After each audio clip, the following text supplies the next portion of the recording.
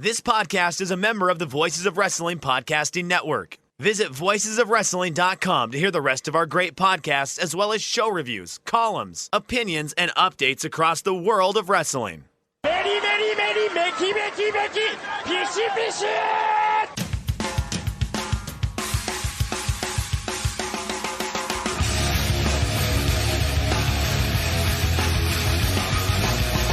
You are listening to the Voices of Wrestling podcast with your hosts, Joe Lanza. X out and go listen to some boring podcast where they're afraid of their own shadow. Okay? Don't listen to Joe Lanza, because Joe Lanza's not changing. And Rich Craich. Give me a name. Like who delivers this guy in a big spot? Joe, don't yell at me. I like him. In the big spot, who delivers better than this guy? Stop yelling at me. I agree. And we are live here on the Voice of Wrestling Flagship Podcast. I'm Rich Craich, alongside, as always, the king of banter, Mr. Joe Lanza. Joe, we're doing a Wednesday show here, a rare live Wednesday show for us.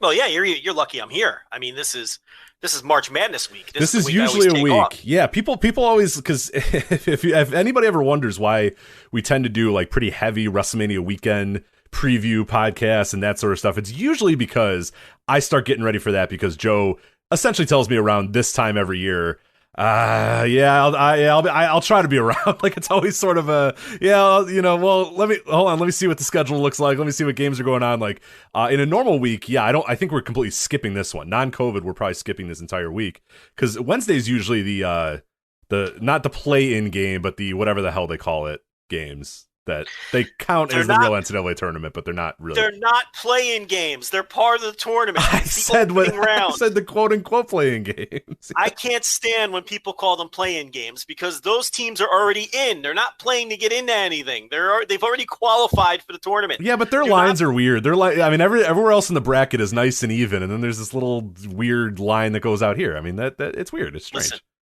don't besmirch the 8 teams that play in the opening round. They've earned their bid like everybody else has, but they got to play the extra game. That's what you get when you're the conference winner of the SWAC or the MEAC. Okay, you got to play that extra game. But those are usually on Wednesdays, right? Okay, yeah. So the reason I'm here, normally I take off right. the week of March Madness, because there's games the games start on Tuesday and then obviously run all the way through the weekend in a normal year. But because this is a COVID year, all 4 of the opening round games are being played tomorrow on Thursday. So there's no games on Tuesday or Wednesday this year. So, I'm able to do the show because, there's no games going on tonight. So we moved it to Wednesday and I'm able to be here. But yeah, this is traditionally the week where I take off from doing the show because I'm watching the March Madness, but not this year. There's 4 games tomorrow though. So all 4 of them are tomorrow. I kind of like that. I'd rather just spend all day watching them instead of the 2 on Tuesday night and the 2 on Wednesday night. And then usually on Thursday, the meat of the tournament starts. That's when the shit hits the fan. Yeah, Thursday's from 10 a.m. until 10 p.m. There's just shit going on all the time. Oh, yeah, 11 a.m. to 1 a.m. basically, depending on what time zone you're in. And that's normally Thursday, Friday's the first round, Saturday, Sunday's the second round. This year, they're doing the opening round games on Thursday. So that first wall-to-wall day isn't until Friday. So they're doing Friday, Saturday for the first round, and then Sunday, Monday for the second round. Okay. So Monday is going to be another one of those days. So I actually kind of like this format better. I'm going to see what I think about it after, we go through it.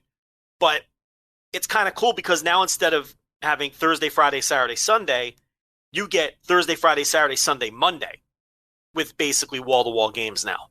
So, and you don't have to, worry about the Tuesday, Wednesday. You could take a breather. There's no games. You don't have to worry about it.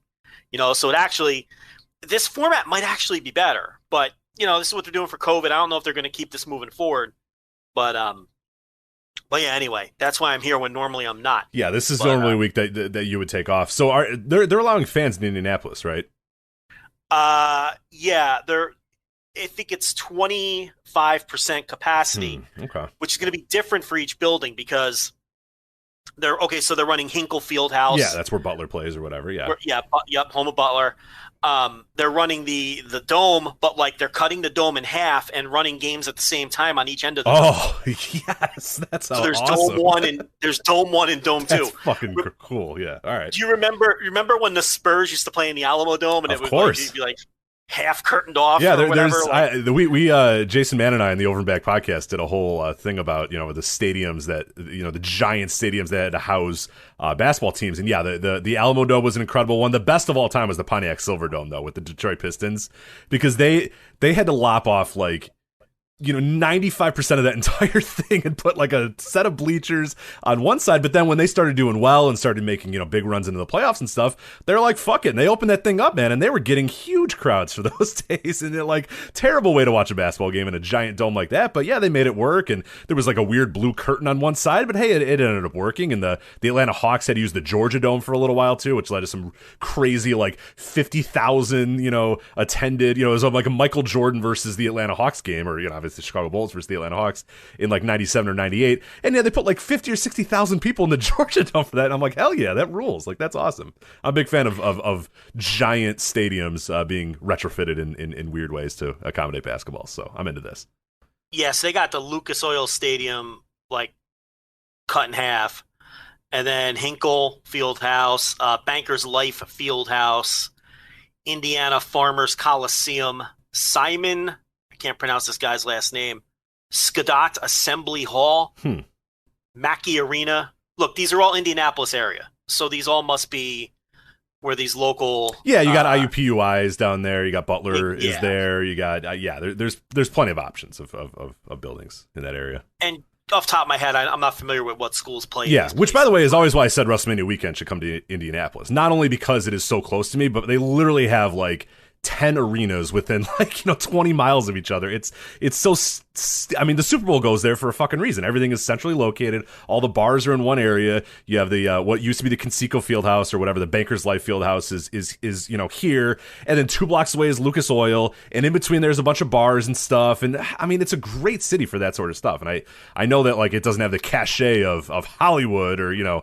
all this sort of stuff, but man, I always wanted there. Selfishly, obviously, because it's it's a very, very close drive for me to get there, but also because I really do legitimately think it'd be an awesome town, and especially in the indie boom era of WrestleMania weekend, when it was actually worth going to a lot of those shows. I thought it would have been a tremendous place to host WrestleMania weekend, but now I don't. Now I guess I don't really care as much anymore if they have it. So who plays at this Bankers Life Fieldhouse? That's Pacers. That's the Pacers and the whatever the hell the WNBA team is. Yeah. Has that changed names recently? It was the Conseco Fieldhouse forever, and then I have no idea when it turned into the Bankers Life Fieldhouse. So that's a big major basketball. Yeah, that's a big place. Yeah, you can get, but actually it's weird because it's built in it's weird because a lot of the new NBA arenas all they all kind of look the same. They have the first level, and then you have a row of skyboxes, then the second level, and then a row of skyboxes, and then like the upper level. Well, the Conseco Fieldhouse, Bankers Life Fieldhouse, whatever the hell. The reason it's called a Fieldhouse is they really sliced a lot of that up. It's kind of built like an old school stadium. So it gets loud in there when you pack it in, and there's not a ton of area for skyboxes and whatnot. And they did it in a creative way where it is actually a pretty cool place to watch a basketball game. So, man, I'm trying to think here. I got to tell you, I think get a little vaccine. I might have to get over there to Indianapolis. It's the Mecca. Yeah, I'm looking at it, and it looks like to me that the Hinkle Fieldhouse got the best first round matchups just on paper.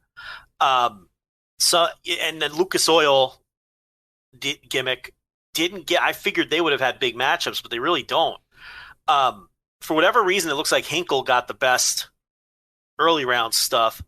The Bankers Life, maybe they figure Hinkle. Okay, maybe they figure at 25% capacity, you're going to have a better atmosphere in the smaller building. Absolutely. That place is going to rock versus putting however amount in a half split up, and that dome is fucking massive too. I took a tour of that place, and it is the biggest. I haven't been to the Dallas Stadium, whatever the hell it's called, Cowboy Stadium or whatever. I forget if it's got a name to it, but this thing, Lucas Oil, was like the most ridiculously large building I've ever been in my entire life. It's just fucking stupid large. And yeah, so 25% capacity there with I think it'd be a pretty shitty atmosphere, whereas Hinkle with 25,000 people or 25% capacity would be pretty damn cool because it's just it's a box, you know what I mean, with a court in it. So that'd be cool. Hinkle has all the 8-9, 7-10, 5-12 type matchups. So on paper, and here's the other thing. Here's the other indicator too. On both Friday and Saturday, the coverage opens up with a matchup in Hinkle, and viewers are there, and it's unopposed for a half hour. So that's how you can tell that that's the venue that they're prioritizing.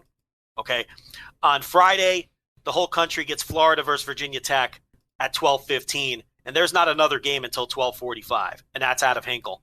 On Saturday, it's Colorado Georgetown 12:15. There's not another game until 12:45, and both of those are coming out of Hinkle. Hinkle also has it's got the BYU versus the Michigan State UCLA winner. It's got Loyola Chicago Georgia Tech, San Diego State Syracuse. So they seem to get the best draw out of these buildings early. Now tomorrow, Thursday, UCLA Michigan State as an opening round game. I mean, I think that's going to do a big number on TBS. It doesn't tip until 9:57 Eastern, which will hurt it a little. But I mean, Michigan State's in the Central Time Zone, UCLA's on the West Coast, so that'll help. But weird timing with these 4 games Thursday. Okay, 5:10 Eastern is Texas Southern Mount St. Mary's, 2 16 seeds. But then at 6:27, they've got Drake and Wichita State, the 2 11s. And 8:40, which you think would be the best window, they're putting Appalachian State, Norfolk State, which is 2 16 seeds. Speak for yourself. That sounds like a barn burner. I don't know anything about those teams. Well, wouldn't you put well, they're 16 seeds. Yeah. Wouldn't you put UCLA Michigan State at 8:40 rather than 10 p.m.?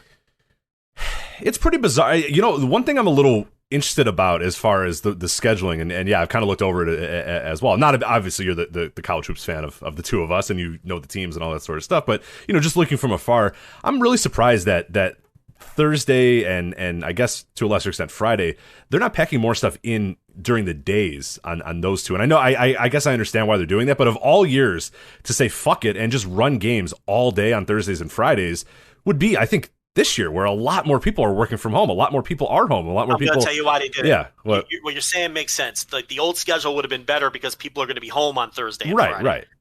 Whereas normally you got to pretend you're sick and stay home. Yeah, from work. yeah. I mean, the ratings are still ridiculous, and everybody at work's watching it anyway. But yeah, it's COVID concerns. They're giving everyone an extra day to get their COVID testing and all that. Makes sense. Okay, that makes sense.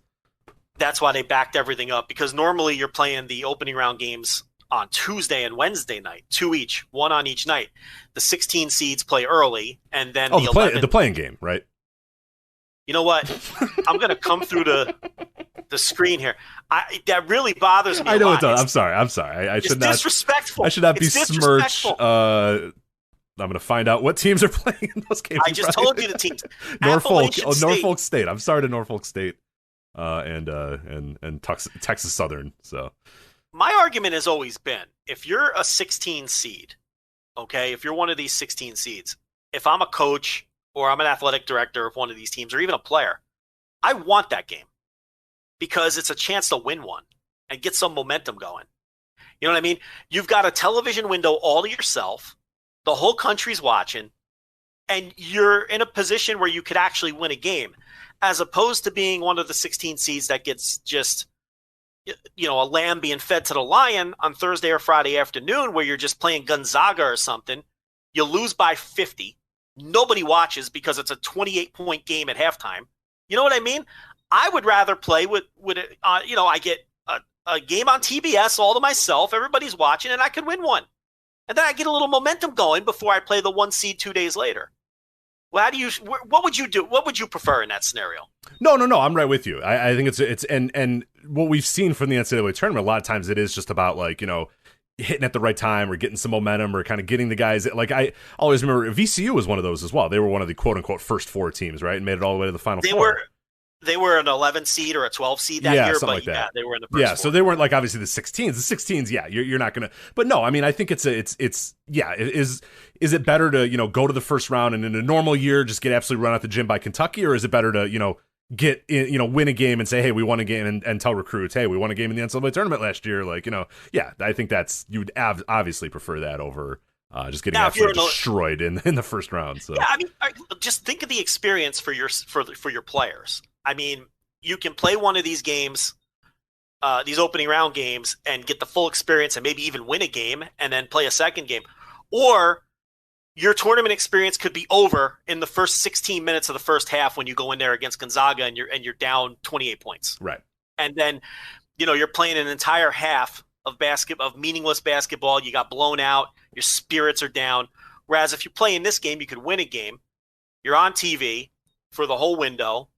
And maybe you get 2 games out of it. And then you don't feel so shitty about yourself if you get blown out by the 1 seed. Now, look, if I'm these 11 or 12 seeds that have to play the opening round, I'm not happy. Because those are real teams that have a chance. And having to play the extra game is a major disadvantage. It's UCLA versus Michigan State. Those are 2 programs that don't want to have to play an extra game. Okay, so from those teams, I wouldn't want that's a bad draw. But if I'm a 16 seed, I almost prefer that.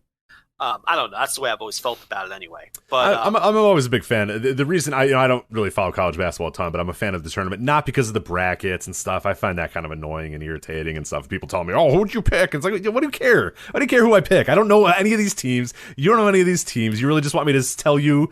I'm just going to list colleges that I But what I love about it is just finding out these universities that you've never heard of before, and they're really weird mascots, and they're pretty cool colors, and these coaches that you've never heard of, but they become hot shots all of a sudden, and these random players that hey, who knows what's going to happen with those guys? And I remember Damian Lillard many years ago in Oakland, right? He played for Oakland, California, and I was like, he was Oakland, Michigan. California, right? But Oakland's Michigan. No, there is an Oakland in or what the hell did Damian Lillard play for? What school did he play for? Damian Lillard is from Oakland, California. Maybe that's where I mixed it up. Forget where he. I don't know where he went to college. Oh, he went to. I'll look it up real quick. Damian Lillard went to Weber State. That's right, Weber State. Yeah. And I feel like they made a little bit of a run there and had some fun. But yeah, Oakland. I remember Oakland, Michigan. I was like, I didn't even know there was an Oakland, Michigan. There is. And then, I mean, the favorite of all time that most people bring up, and my favorite of all time. Was Florida Gulf Coast, which I never knew existed. Oh, thanks. Until they had, but they had an awesome run. That team was so cool. Everybody, I mean, if you weren't around, if you weren't a basketball fan or you don't remember Dunk City with Florida Gulf Coast, they were the biggest story in basketball for like a week and a half because it was just this random school that nobody had any fucking idea what it was. I remember they found out that there was a beach, like the school has a beach. Like an official beach that the school, you're done with your classes and there's an official school sanctioned beach next to your school, which sounds awesome, by the way. And then they came out and played, and every one of them had dreadlocks, and they all were 6'8" and just threw down dunks. Like, it was incredible. It was so awesome. That team, that was my favorite tournament experience ever. Was watching Florida Gulf Coast and their parade of 6'8" dreadlocked guys just throw down alley-oops left and right. It was incredible. Sorry. They're a 15 seed. They beat Georgetown. Here's the thing about the incredible string of upset losses that Georgetown suffered in the John Thompson III years. They ran it exactly what people tune into this show to hear about the gut-wrenching losses by John Thompson III at Georgetown. So go ahead. So perfect. You brought it up, but can I defend some of these losses? Sure, yeah, go ahead. They ran into buzzsaws every time. Okay, the year they lost to Florida Gulf Coast, that team won another game. People forget that. They went to the Sweet 16. A couple years earlier, when they lost to Davidson in the second round, they lost to Steph Curry. You've all seen Steph Curry. He couldn't be covered. They had Jeremiah Rivers on him. Yes, that's Doc's son. Okay, Doc's other son. The one that's not in the NBA, just for the record. The one that's not in the NBA, right. who averaged, I think, about 2 points per game in college. First, he went to Indiana. No, not Indiana. He started out at Georgetown and transferred to Indiana. Patrick Ewing Jr. did the opposite. He started in Indiana and transferred to Georgetown. But anyway, I digress. So they stuck Jeremiah Rivers on him, who was all he could do was play defense. Terrible offensive player. And he just torched Rivers for like 40 points. But again, people forget, Davidson went to like the Elite Eight that year. And Steph Curry, that was Steph Curry's coming out party. So it's like, Georgetown has had these humiliating losses to double-digit seeds over the years, but it always seems like they run into these buzzsaws, that just run through the tournament anyway. So I had to defend the Hoyas there. Hoyas, who are back in the tournament this year, by the way. Big East champions, Rich. Big East champions. Last week, they had just won second round. Then they beat Villanova. beat Seton Hall, and then destroyed Marquette in the final by 40. So Hoyas are back. We're going to beat Colorado on Saturday, okay? 12:15 CBS Hinkle Fieldhouse. I know you'll be checking it out, Rich, because you're a big college basketball fan. But I'm letting all the listeners know, too. Hoya paranoia is back. I don't know about Florida State in the second round, but I'm pretty confident. But hey, you know what? Listen, the way they're playing, I think they could be – I'm not impressed with Colorado. Colorado has 3 quad 1 wins all year. I mean, they just cleaned up on that terrible Pac-12. I don't have any respect for the Pac-12. I think Georgetown has better wins than – I think they could beat Colorado. They're only 4-point underdogs, okay? Florida State, that'll be a trickier matchup, but we'll deal with them when we get to them. But Colorado on Saturday, we're the double-digit seed this time, okay? Now we're playing spoiler. You also mentioned VCU a few years ago. You know who they beat in the first round after they won that opening round game?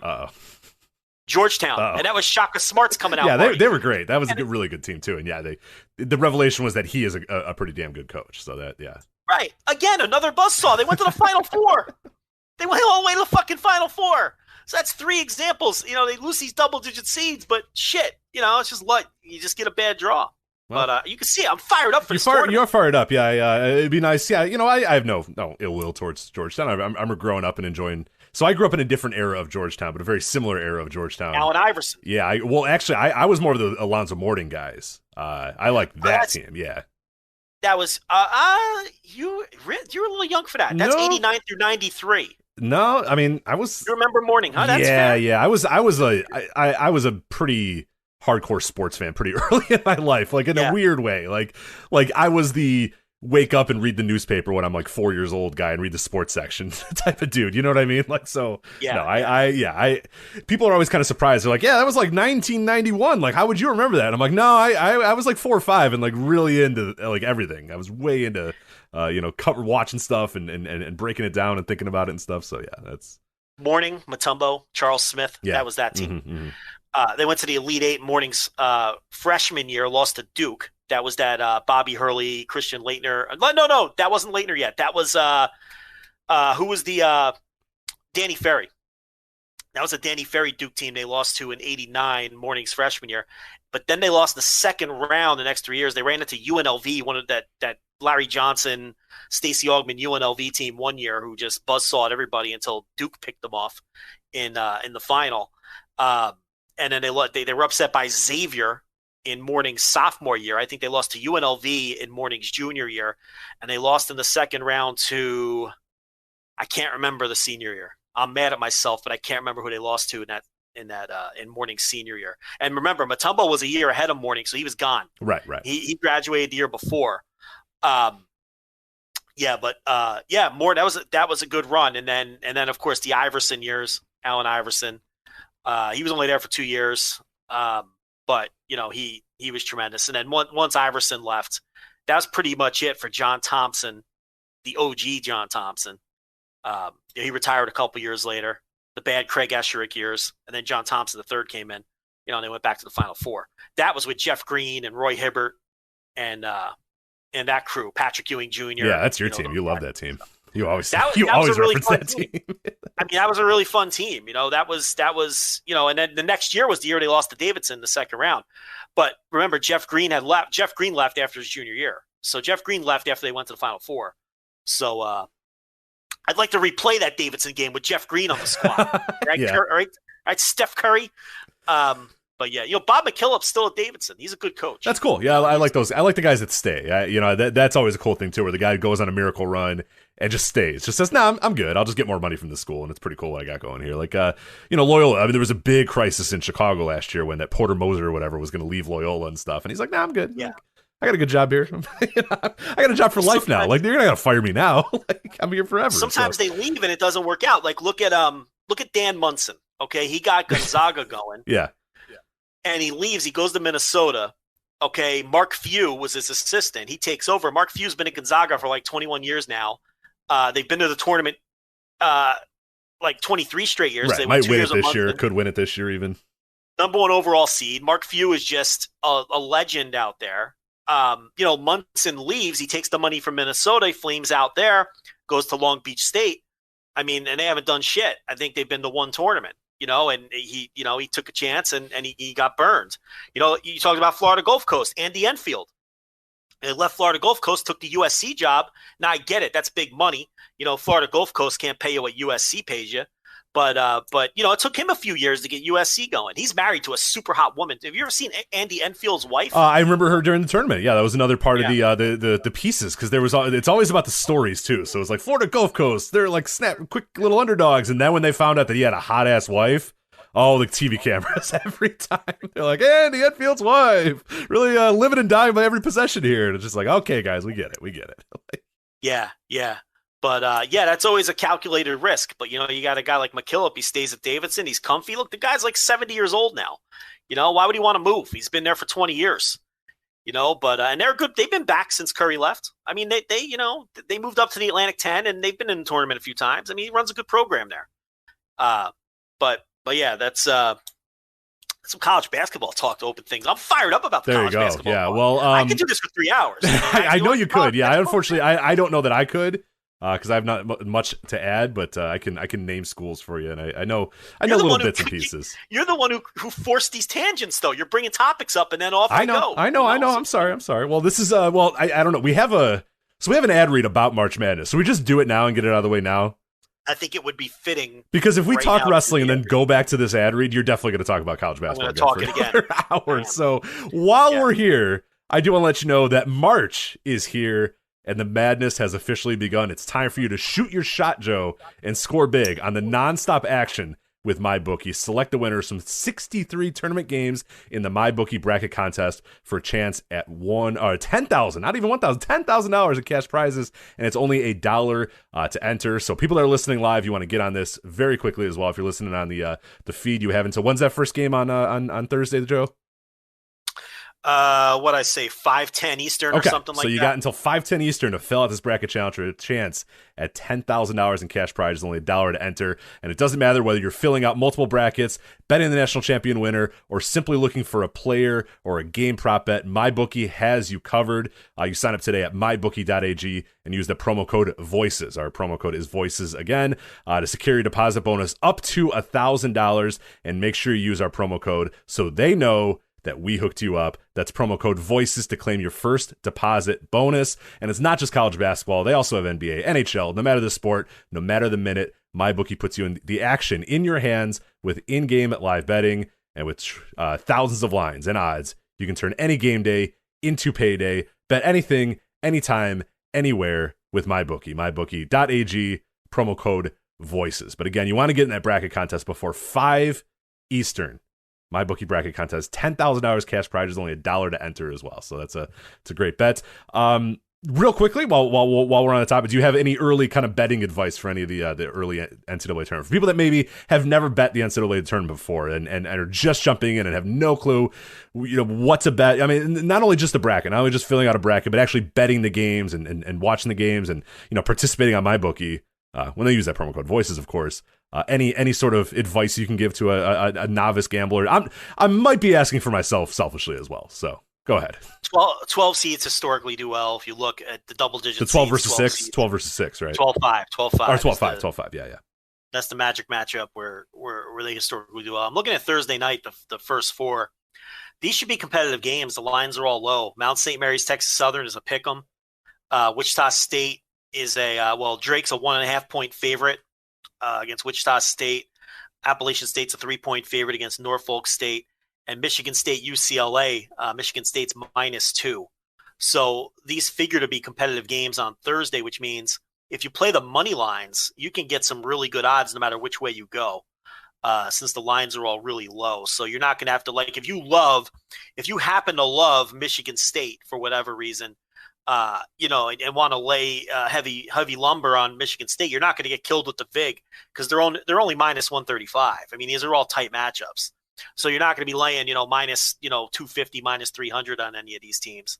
And on the flip side, if you like any of these small underdogs, you're going to get some good odds. I mean, I'm looking at Norfolk State here. Norfolk State is 3-point underdogs. They're +135. So if you feel strongly about them for some reason, and I doubt anybody listening is up on Norfolk State basketball. Speak for yourself. No. You know what, the Norfolk State, here we go. They just had a guy drafted a couple years ago. He played for the Knicks. Oh, shit. And they won a game in the first round about 7-8 years ago. I can't believe I brought this up because now I have to find it. Okay, I can get this. I think Kylo Quinn. Yeah. Kylo Quinn. What year? That's probably longer. Good little player. Yeah, I don't know when. Let me see. It looks like he was there from 2008 to 2012. He's still in the NBA. Yeah, no. I think he plays in the Turkish league, but that was just as of last year. He was in the NBA until last year. It was with the Sixers last year, but yeah, I don't know. Yeah, now I think he's in the Turkish basketball league. So. I guarantee you on Thursday night, you're going to see highlights of Norfolk State's upset of Michigan State, who are playing the fourth game that night, that Kylo Quinn-led team. Oh, no, I'm sorry. They beat Missouri. I thought it was Michigan State for some reason. But they beat Missouri in the first round with Kylo Quinn. They had a monster game. Let me see if I can find it because I remember that because I think I lost money on it. Let me find the game. Yeah, Kylo Quinn had 26 points and 14 rebounds. And I think he pulled down a rebound at the buzzer, and then there's that iconic shot of him, similar to Mutombo on the Nuggets when they upset who they upset in the first round. They upset the Seattle Supersonics. You know, that iconic shot of Mutombo, Game 5, holding the ball. You know, that there's kind of a similar iconic shot of Kylo Quinn after they upset Missouri, which I'm sure you're going to see a million times during that Norfolk State game on Thursday when they play Appalachian State. If they get by Appalachian State, I wonder which 1 seed did they draw. Let me see if I could find that, and then I swear we'll do some wrestling. Gonzaga, the winner of Norfolk State, Appalachian State gets Gonzaga on Saturday night. Rich, Gonzaga is fucking awesome. I don't know if you've seen. I watched a few games, yeah, because occasionally what'll happen is Michelle will fall asleep when we're sitting in bed, and I'll just kind of jump around to different channels, and I've actually caught a good amount of Gonzaga this year just to kind of watch, because usually they're like the plucky little team, and then you watch them and you're like, yeah, but the shit that they're doing, like, this is back in this is going back like 15 years or whatever, in those days when like they were just kind of the plucky little team and they could kind of out hustle you and outwork you and hit some threes and win games or whatever. And I always remember people being like, oh, they're gonna go on big runs and all that sort of stuff. With Blake Stepp and it was always like, and people were like, "Oh, this is." I'm like, "They're not. Look at them. They're Morrison."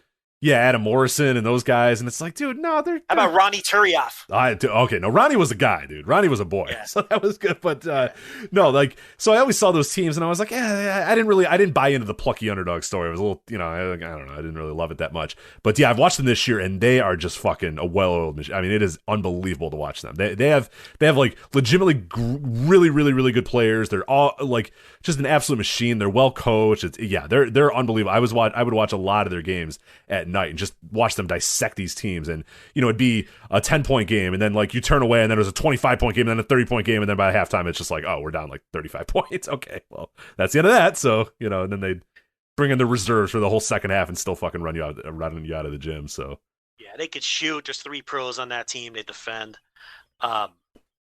This is not gambling advice. I'm not saying pick them in your pool. I mean, it's weird because I don't do NCAA bracket pools. You would think that I'd be super into that, but I don't do them. I'd probably take them. I can't imagine I'd pick against them though. They've just looked incredible all year long. And it's a weird year. No Duke, no Kentucky. North Carolina's down. They're like an 8 seed. So a lot of the blue bloods aren't really in the mix this year. Villanova's not as good as they normally are. So the 1 seeds are a little weird. You got Baylor, you got Gonzaga. They're not often a 1, although they've been a 1 before. But Illinois, with Cockburn, looks real good. Illinois is a real trendy pick among gamblers who.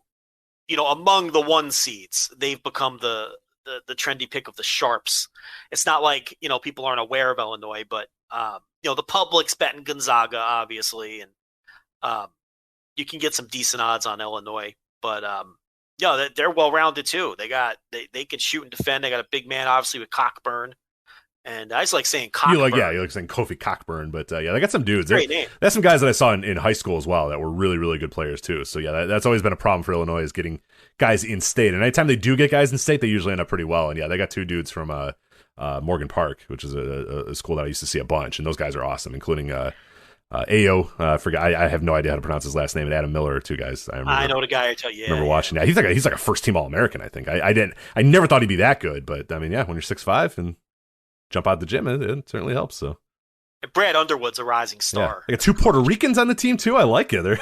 I don't know where he got these 2 Puerto Rican guys, but it's you like the racial mix. I do, yeah. Like a little Carlos Arroyo out of there. Just without usually you get like your one like hey, this guy's from Puerto Rico, and they got 2 Puerto Rican guys, and they're both like decent players. Wait, from Puerto Rico? Yes. Yeah. So Brad Underwood has a recruiting pipeline. I don't know. Yeah, I don't know what he did, but yeah, they're so you enjoy the diversity of I do. It's a very fun, diverse team. Yeah, you got the coach's son is on there to slap some asses and get that GPA up, and then you got some Puerto Rican dudes. You got it's nice. You got the Jamaican guy Kofi Cockburn, and is he from Jamaica? Yeah, he is. Yeah, I didn't know that. He played at Oak Hill Academy because if you're good at basketball, you end up going to Oak Hill Academy at some point. But he's a high school / basketball factor. right. But he is from Jamaica. Yeah, Kofi Cockburn is the guy we're talking about, of course. That's from Jamaica. Underwood might not. I don't know. He's not staying. No, he's not staying, dude. It always hurts. Job, no, it always hurts Illinois guys. But like Bill Self, the second he won, he was fucking out of there the next day, and everyone's like, "What?" But Illinois, and it's like, no, it's fucking Kansas, dude. Like it's not. You're not. They're still upset about that to this day, and it's like, bro, you're not like. Oh my God, Eric Gordon. Do you remember the Eric Gordon controversy? It's ringing a bell, but I don't know. He signed with Illinois, or he said he was going to sign with Illinois, and then Indiana was like, "Hey, do you want to come to Indiana?" And he's like, "Oh yeah, fuck yeah, I'd rather go to Indiana." And oh my God, the University of Illinois people, how could you choose Indiana over Illinois? And it's like pretty easily, it's Indiana. Yeah, It's one of the prestige basketball schools in the world, and you're Illinois, like pretty easily. It's not that hard. Yeah. You're Big Ten, but you're not. You're right. You're not Indiana, and you're not Kansas. You're not. So. Yeah, exactly. So, and he's won everywhere. He was the Stephen F. Austin coach when he took them to the tournament every year, and then 1 year at Oklahoma State, I think 1 or 2 years at Oklahoma State, and then it took him a couple years, but he turned Illinois around, and they'll be a player as long as he's there. I mean, he's a legitimate coach, but. This is a wrestling show. It is. Yes, it is a wrestling show. That is it. We will conclude it here. MyBookie.ag, promo code VOICES for all your March Madness betting, the MyBookie Bracket Challenge. That is it. Pro Wrestling, Joe. Let us talk about it moving forward. So we have a lot to get to in the pro wrestling world. We got WWE Fastlane Vroom Vroom coming up this Sunday. I know you're champing at the bit there to talk about WWE Fastlane Vroom Vroom, but we're going to hold off on that. We'll talk about it a little bit later. We have New Japan Cup. We're going to catch up on that, what we've seen, including a match I gave 5 stars to. I think you loved the match as well. We'll talk about that one at length. Impact Wrestling's Sacrifice pay-per-view. NWA is coming back this weekend with Back for the Attack, their show that will air on Fights. We'll talk about the card and some of the booking decisions and what we can kind of expect from the NWA. I might jump into WrestleMania weekend as well, just kind of a quick look at what's going on WrestleMania weekend, including WrestleMania ticket sales, some indie shows, and some other stuff going on. But before that, we do want to get to first here, Pro Wrestling Noah. So I can't say it let off the show because 40 minutes of college basketball talk let off the show, but our first wrestling topic, Noah, something we have not done in a while. I'll lead off the show here with Noah. And as you and I both unfortunately predicted last week when we previewed this Great Voyage in Fukuoka show,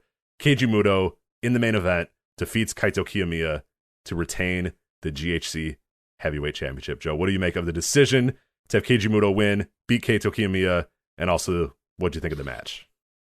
I mean, obviously, it wasn't unexpected, but this is the direction they're going, and they're not going to change course. He's got another match coming up against Masa Kitamiya next. He's obviously going to win that.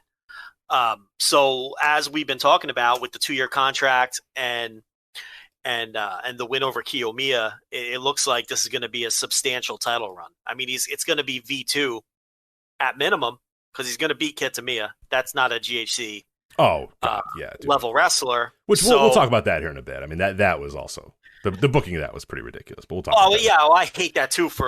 I'm sure I hate it for the same reasons you do. That's the next opponent, but because he's just going to cut through another young wrestler, which is really a shame. You're right. And not that I want Kitamiya. I don't think he should win the GHC title. Like, I don't want him to win the title, but yeah, it's the optics of it, and it's everything that kind of led up to it, which we'll talk about when we're done with the match as well. But yeah. Yeah, I mean, so this is their strategy. I guess they think that Muto is going to bring them mainstream attention and get them the kind of and help them with their growth moving forward, which is why they gave him the long-term deal and put the title on him. It's hard to tell with COVID crowds whether it's taking or not.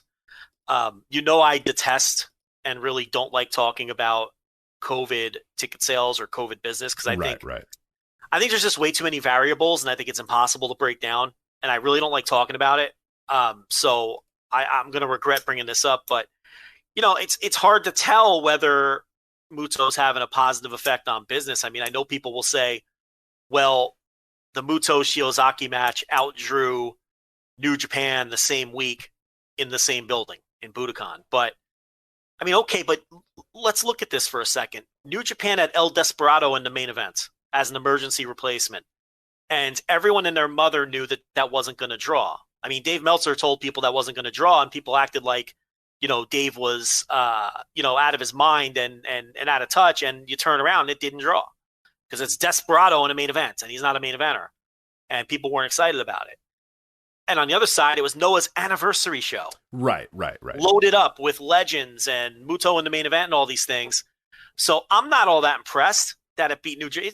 It wouldn't have beaten a real New Japan show head to head with all this real lineup. Yeah, all the attendance stuff is kind of weird too, because you have no idea what the company's thoughts are on booking people and how many people they get into different arenas and whatnot. And I know that there's people that are doing some studies about New Japan attendance right now and looking at some stuff that looks like New Japan is consistently like a little bit below just about everybody. So we don't know if that's a decision that they're making to say, hey, you know what, let's just sell 1,000 less tickets or 500 less tickets, or hey, we have a bigger setup, so we're gonna sell less tickets, or whatever it is. Like, who the hell knows what it is? But it's so I'm with you. Like, the idea that we're counting like 18 people as like, oh man, they got 18 more. You know what I mean? It's just like, Well, here's the thing. It's like, if that would have been Hiromu in that match, you think they would have drawn what they drew. I mean, come on.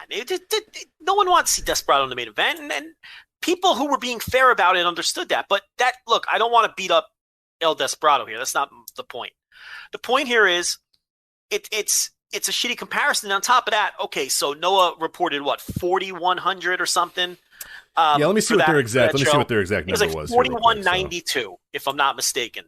The Pete Rose number, 4,192, I think was unless I'm getting it mixed up. No, I think this one says, if I'm looking at this right, it says 1,236 for this. No, show. That's Fukuoka. I'm talking about. Sorry. Yeah. I'm talking about Budokan. Yeah, the 40th anniversary or whatever anniversary it was. No, not 40th. Whatever anniversary it was for Noah in Budokan, the Goshiozaki. Yeah, well, that was destination back to that. So that was 4,196. So I was off by 4. So here's my counter argument to how well that drew. Why didn't they sell out? Why didn't they sell every ticket that was available? Okay, if it was non-COVID and Noah put 4,000 fans into Budokan, are we throwing roses at that? Of course not. We're saying it's either kind of a bomb or what we kind of would expect a Noah show, which is a big anniversary show with Muto in the main event, would do, right? I mean, am I the only one not impressed with that? No, it seems like people are so impressed with that 4,100 number.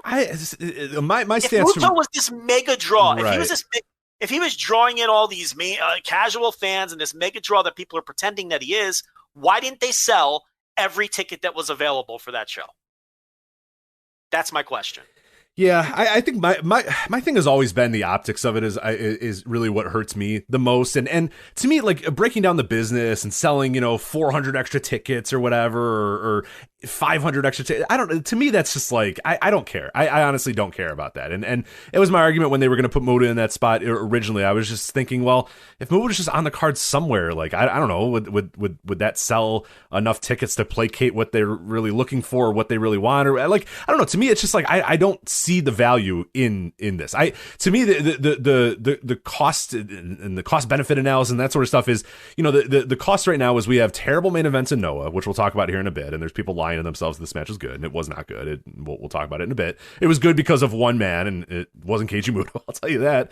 But like, so now we've greatly reduced the output in the main events of Noah. I think we've greatly, reduce the amount of output in all these the entire show, because there was another match on the show that featured good wrestlers that was absolute garbage.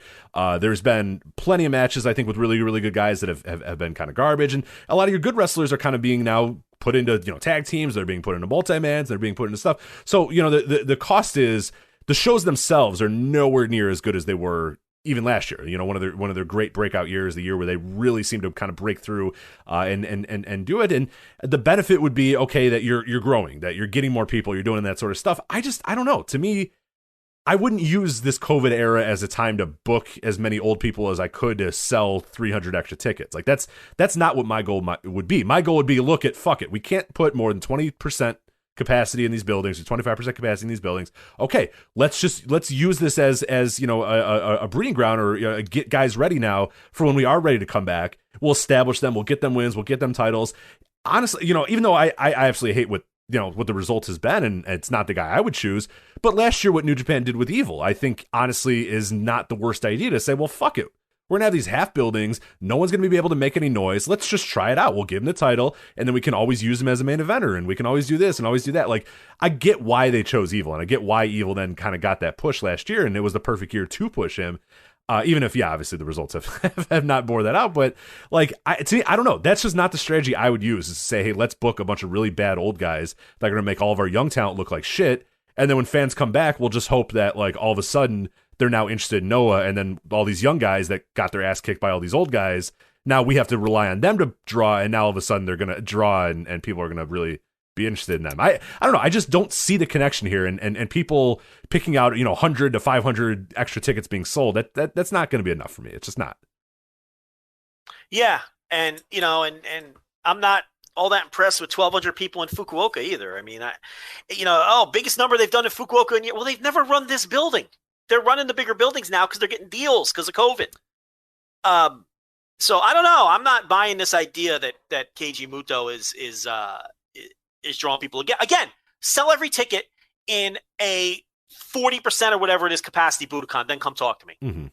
They didn't even sell every ticket. Sold 4,000 tickets. Can we pump the brakes on this? Now, I'm not saying that they would have sold as many tickets without Mutoh on the card, but my objection was never that Mutoh was on the card. Yeah, I don't know. If you want to book him, go ahead. Absolutely. Say Keiji Mutoh's going to be there. Say all these other shitty guys that never drew when they were original, but say Keiji Mutoh's going to be there. I have no problem whatsoever with Keiji Mutoh being on the poster, and I have no problem whatsoever with Keiji Mutoh doing a tag match. I have no problem whatsoever with that. That's a different animal. No, we would never. I don't think you and I would ever say that. You and I have always said if we booked a promotion, if we booked a company, we would spend all of our money on like one star and then just book a bunch of local guys. And like maybe the star wouldn't win our world title, but yeah, we'd make sure that people went to the show because there was that one star there. Yeah, I have no issue with that. Yeah, my objection is putting the title on him, right? And how awful this looks and perception wise, because for every, I'll play along for every casual or lapsed fan or mainstream person, and the ticket sales don't indicate that are impressed by this. Japan has hardcore fans too, who probably don't like this and aren't into this story. And to me, it's not worth, like you're saying, sacrificing your roster to this guy who just can't physically do it anymore in exchange for whatever minimal return you're getting in additional tickets sold. Because he's not filling these buildings. I mean, he's not even filling these minimum capacity buildings. I mean, if he was selling every ticket, I'd have to say, all right, well, what are you going to do? It's working. Right. But I'd still have problems with beating some of these guys. But what are you going to do? Try to sell tickets. That's the name of the game. But they're not even selling every ticket. But again, but I hate doing this because there's so many other factors when it comes to selling tickets during COVID. Are you in a state of emergency? Are you not in a state of emergency? Did numbers spike today? Are people scared? Are people not scared? There's just so much that goes into it that I really do think it's a waste of time to to really dig in, because at the end of the day, it's impossible to analyze in a fair way because there's too many mitigating factors. But what you can analyze and have an opinion on is Keiji Mutoh now beating your 24-year-old future ace not once but twice. And look, I don't get it. If Kiyomiya would have won this match, then you could almost say, okay, well, you know, they wanted to get the title back to Kiyomiya, but they wanted to save Shiozaki versus Kiyomiya for down the line. So you use Muto as kind of a transitional guy. I still don't love it, but I can understand it, right? But that's not even what they did. He beat Kiyomiya again and made him look like a total chump. Yeah, tapped his ass out. Yeah, tapped his ass out in the middle of the ring. I mean, you have these Noah matches that are absolute wars. That's the style. Okay, these matches are wars. It's a battle of attrition. You know, it's like one guy has to kill the other to keep him down and beat him. And then you have Kiyomiya here losing to this weak-looking, shitty offense from a guy who just cannot physically move anymore. And he looks like an absolute chump in the process. I mean, this is not good. We talked about Go Shiozaki and how absurd it was that he has to sell for Muto. This was even worse. Oh, it was terrible, yeah. Because you've got this 24-year-old guy who, and no matter what you thought of the match, Rich, I can promise you I thought it was worse because I thought this match was atrocious. I thought this was one of the worst world title matches I've seen. I'd have to think back to the last non-Fiend world title match that didn't involve Bray Wyatt or something silly, like a match that was supposed to be a real match. And I honestly can't think of one this bad off the top of my head. Wow. I mean, the first 10 minutes, I'll walk you through it. Yeah, go ahead. I mean, I will say that I didn't think it was good anyway. I'm probably at about 2 stars. But I do think though that to me, what I saw from this match, as you kind of walk me through it here in a bit, is that Kaito Kiyomiya has gotten really good. And this match would have been to me, it would have been like kind of like you're describing. It would have been an absolute unmitigated disaster if Kaito Kiyomiya was not a good wrestler these days, because he had to wrestle a literal broomstick here that can sometimes throw shining wizards. So I give all the credit. Any amount of credit that this match can be given has to be given to Kiyomiya, who I thought looked good and had to work his ass off to try to make something out of this, match. And ultimately, I don't think he achieved it. And like I said, I'm still 2 stars. You think it's absolutely terrible. At the end of the day, though, like I'm just left. When it was over, I was just thinking, oh my God, imagine if Kiyomiya didn't go in there and say, fuck it, I'm going to give 110% of my effort to try to make this thing into something, because I thought he worked his ass off and got whatever little bit of fucking juice he can get out of Keiji Mutoh these days, which is almost literally nothing. So I thought the match was a complete farce. I thought it was below 2 stars. I think it's like a 1 star, 1.5 star match to me. I thought it was really terrible. The first 10 minutes of this match are Muto and Kiyomiya exchanging side headlocks because it's very clear that Muto is not feeling good and cannot move well. So they spent the first 10 minutes, exchanging side headlocks. They do a transition spot, then the other guy would take over with a side headlock. And it was to minimize Muto having to stand or move.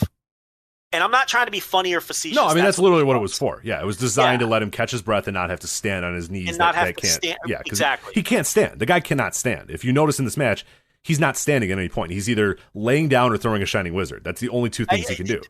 Back end of the match, but the first 10 minutes of the match were designed to minimize the impact on his knees. I mean, that's clearly what this was. And he was not moving around well in this. He was moving around in this far worse than he was versus Shiozaki. And he looked terrible in the Shiozaki match. So that's the first 10 minutes, just completely dull, nothing happening, doing what they can with a guy who cannot move. And then the middle portion of the match was Kiyomiya flying around and basically bumping a cadaver. Yeah. Yep.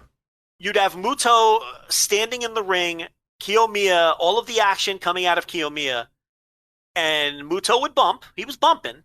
He was taking flat back bumps off of, running back elbows, stuff off the top rope, or Mutoh would bump him.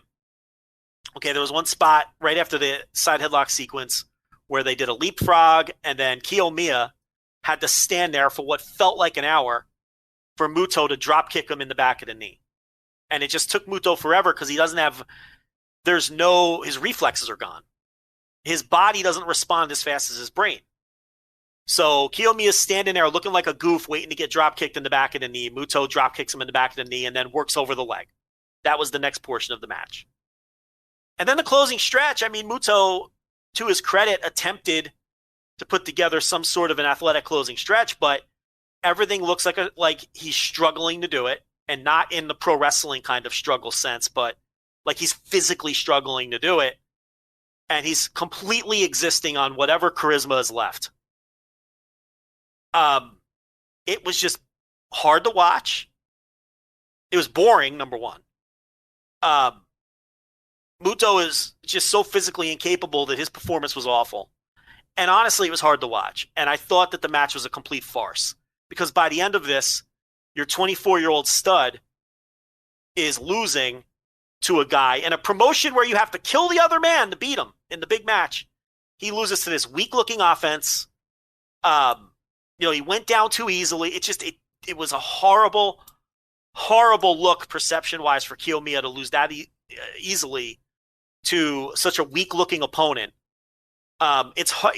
The bottom line is it's almost impossible to suspend disbelief from Mutoh. That's it for me. It becomes, like you said, a farce. It's a farce. It becomes a cinematic match at some point where it's just like, I don't buy for a second that this 24-year-old guy at the peak of his powers and whatnot, and the peak of his career with all, it's so much training behind him and all this sort of stuff has to sell and act like he's being hurt by this guy throwing, the weakest offense you've ever seen. It's just, I just can't suspend my disbelief for it. It's too difficult, and yeah, that sucks. That's and especially when Noah was such like, and in some cases quite literally, like those guys go in there and beat the fuck out of each other for 40 minutes, and it's awesome, and that's great. Like I want to watch Sugiura and Go Shiozaki beat the fuck out of each other for 60 minutes, and one man is left laying in a pool of his own blood, and the other guy is the winner and holds the title over his head. Like it's not that's kind of what I want out of Noah, and I think that's what. Well, and at least in the Shiozaki match, Mutoh got a flash pin. Right, and I could buy, and the way they sold that one was, oh my god, Go Shiozaki, he had it, and then Muto caught him out of nowhere, and it's a shock of all shocks, and Go Shiozaki gets up immediately and holds his head like, oh my god, what the hell just happened? And it was the shock factor of, oh my god, this old guy, he did it, and I hate that, but like, I get it, I understand that, I'm fine with it. I could suspend my disbelief that Keiji Mutoh, it looked horrible, by the way, he couldn't even do that, right? But I could suspend my disbelief that he caught Go Shiozaki in one little moment and got his shoulder to the mat for 3. I could buy that. I can't buy that he beat the fuck out of Keito Kiyomiya and then fucking tapped him out in the middle of the ring. That this kid had to then say, well, I am done. I no longer can face you. I must tap out. This match must end because I am too hurt. Like, I can't. Yeah. I just can't. And to compound it, it's the second time in a row he's beaten the kid. Right. So now it's like, even if Kiyomiya... Well, now Joe will be told, now if he beats him again, if Kiyomiya can beat him after the third time, then it's really going to be a scalp for this Kiyomiya. It's like, all right. I think we're done with that. I think we're past that at this point. He's lost twice. Come on. Like, and what's that telling you? When you're a 24-year-old stud, it takes him 3 tries to beat this decrepit old guy. Right. And people just buy in that's the end goal is like someone's going to beat him, and it's like, all right, cool, but like, that someone's probably going to be Kiyomiya, and he's already lost to him twice. Like, it makes him look like a dork because twice he did lose. And it's like, I don't want to watch him slowly claw up the ladder to finally be able to beat this 60-year-old who can't even walk. Like, what are we doing? Like, come on. Listen, and I like Mutoh as much as the next guy. I've watched his whole career in real time. I liked Mutoh, I should say. I've watched his whole career in real time. I was out there trading the tapes, baby. Okay, I have nothing against Mutoh. But when it's over, it's over. And he's trying his best to hide these weaknesses. He really is. He's a very smart wrestler. I have no criticisms of him except for his physical deterioration, which he cannot control. No criticism. And we already went through this once with him where he was physically shot. He had a great resurgence. And this is like 15 years ago. I was going to say, this is in All Japan. He had a great resurgence where he legitimately was having great matches because of how smart he is and hiding it. And listen, the first Kiyomiya match I thought was a notebook match. I thought it was a 4-star match. I thought it was great, which is why I had some hopes for this one. And when you told me it wasn't that bad, I was like, all right, maybe he just works well with this kid, because I didn't like the Shiozaki match at all. But this was, man, I really thought, the only word, the word that kept popping into my mind after the match ended was, this was a farce. This was a farce. It comes off. I think it's embarrassing. It's hard to watch. I don't want to see Muto like this. You want to put him in a 6-man tag in the middle of the show and do a Shining Wizard and do his fucking finger pose? I'm all about that. I have no problem with that. You want to put him in a main event against Go Shiozaki on a special show and try to sell some tickets? I don't even have a problem with that. But to put the title on this guy and run with it, it's like, this is crazy to me. And you got to wonder what his body's feeling like at this point too, because I mean he's going in there and they're having these 30-minute matches and he's bouncing around a lot and stuff. I don't know. I mean, like I wonder I don't know how much longer can you even have this guy in these big matches, in these big main events. I mean, it was a 30-minute match with Go Shiozaki in February. He comes back. I mean, dude, I play basketball. I'm sore for fucking 2 weeks after. Well, here's the thing, he has no legs, literally no legs, fake legs all around, everything. I get it, but if he's going to do one singles match per month or one singles match every 5 or 6 weeks, I mean, but this is what I'm saying. I mean, you can tell by the first half of this match that he had no interest in being on his feet for the first 10 minutes. Well, just kind of put this into perspective, he had 2 singles matches all of 2020, which obviously that's a weird year and a strange year or whatever. One was the Kiyomiya match, like you said. One was against Taniguchi, which was not nearly, it wasn't a 30-minute. It was like 13 minutes or whatever. 2019, he had 2. One against Naomi Shimura-Fuji, and one against George South at WrestleCade. You know what I mean? So, like, we got to throw that one out. So we had one semi-intense match that went 12 minutes with Marufuji.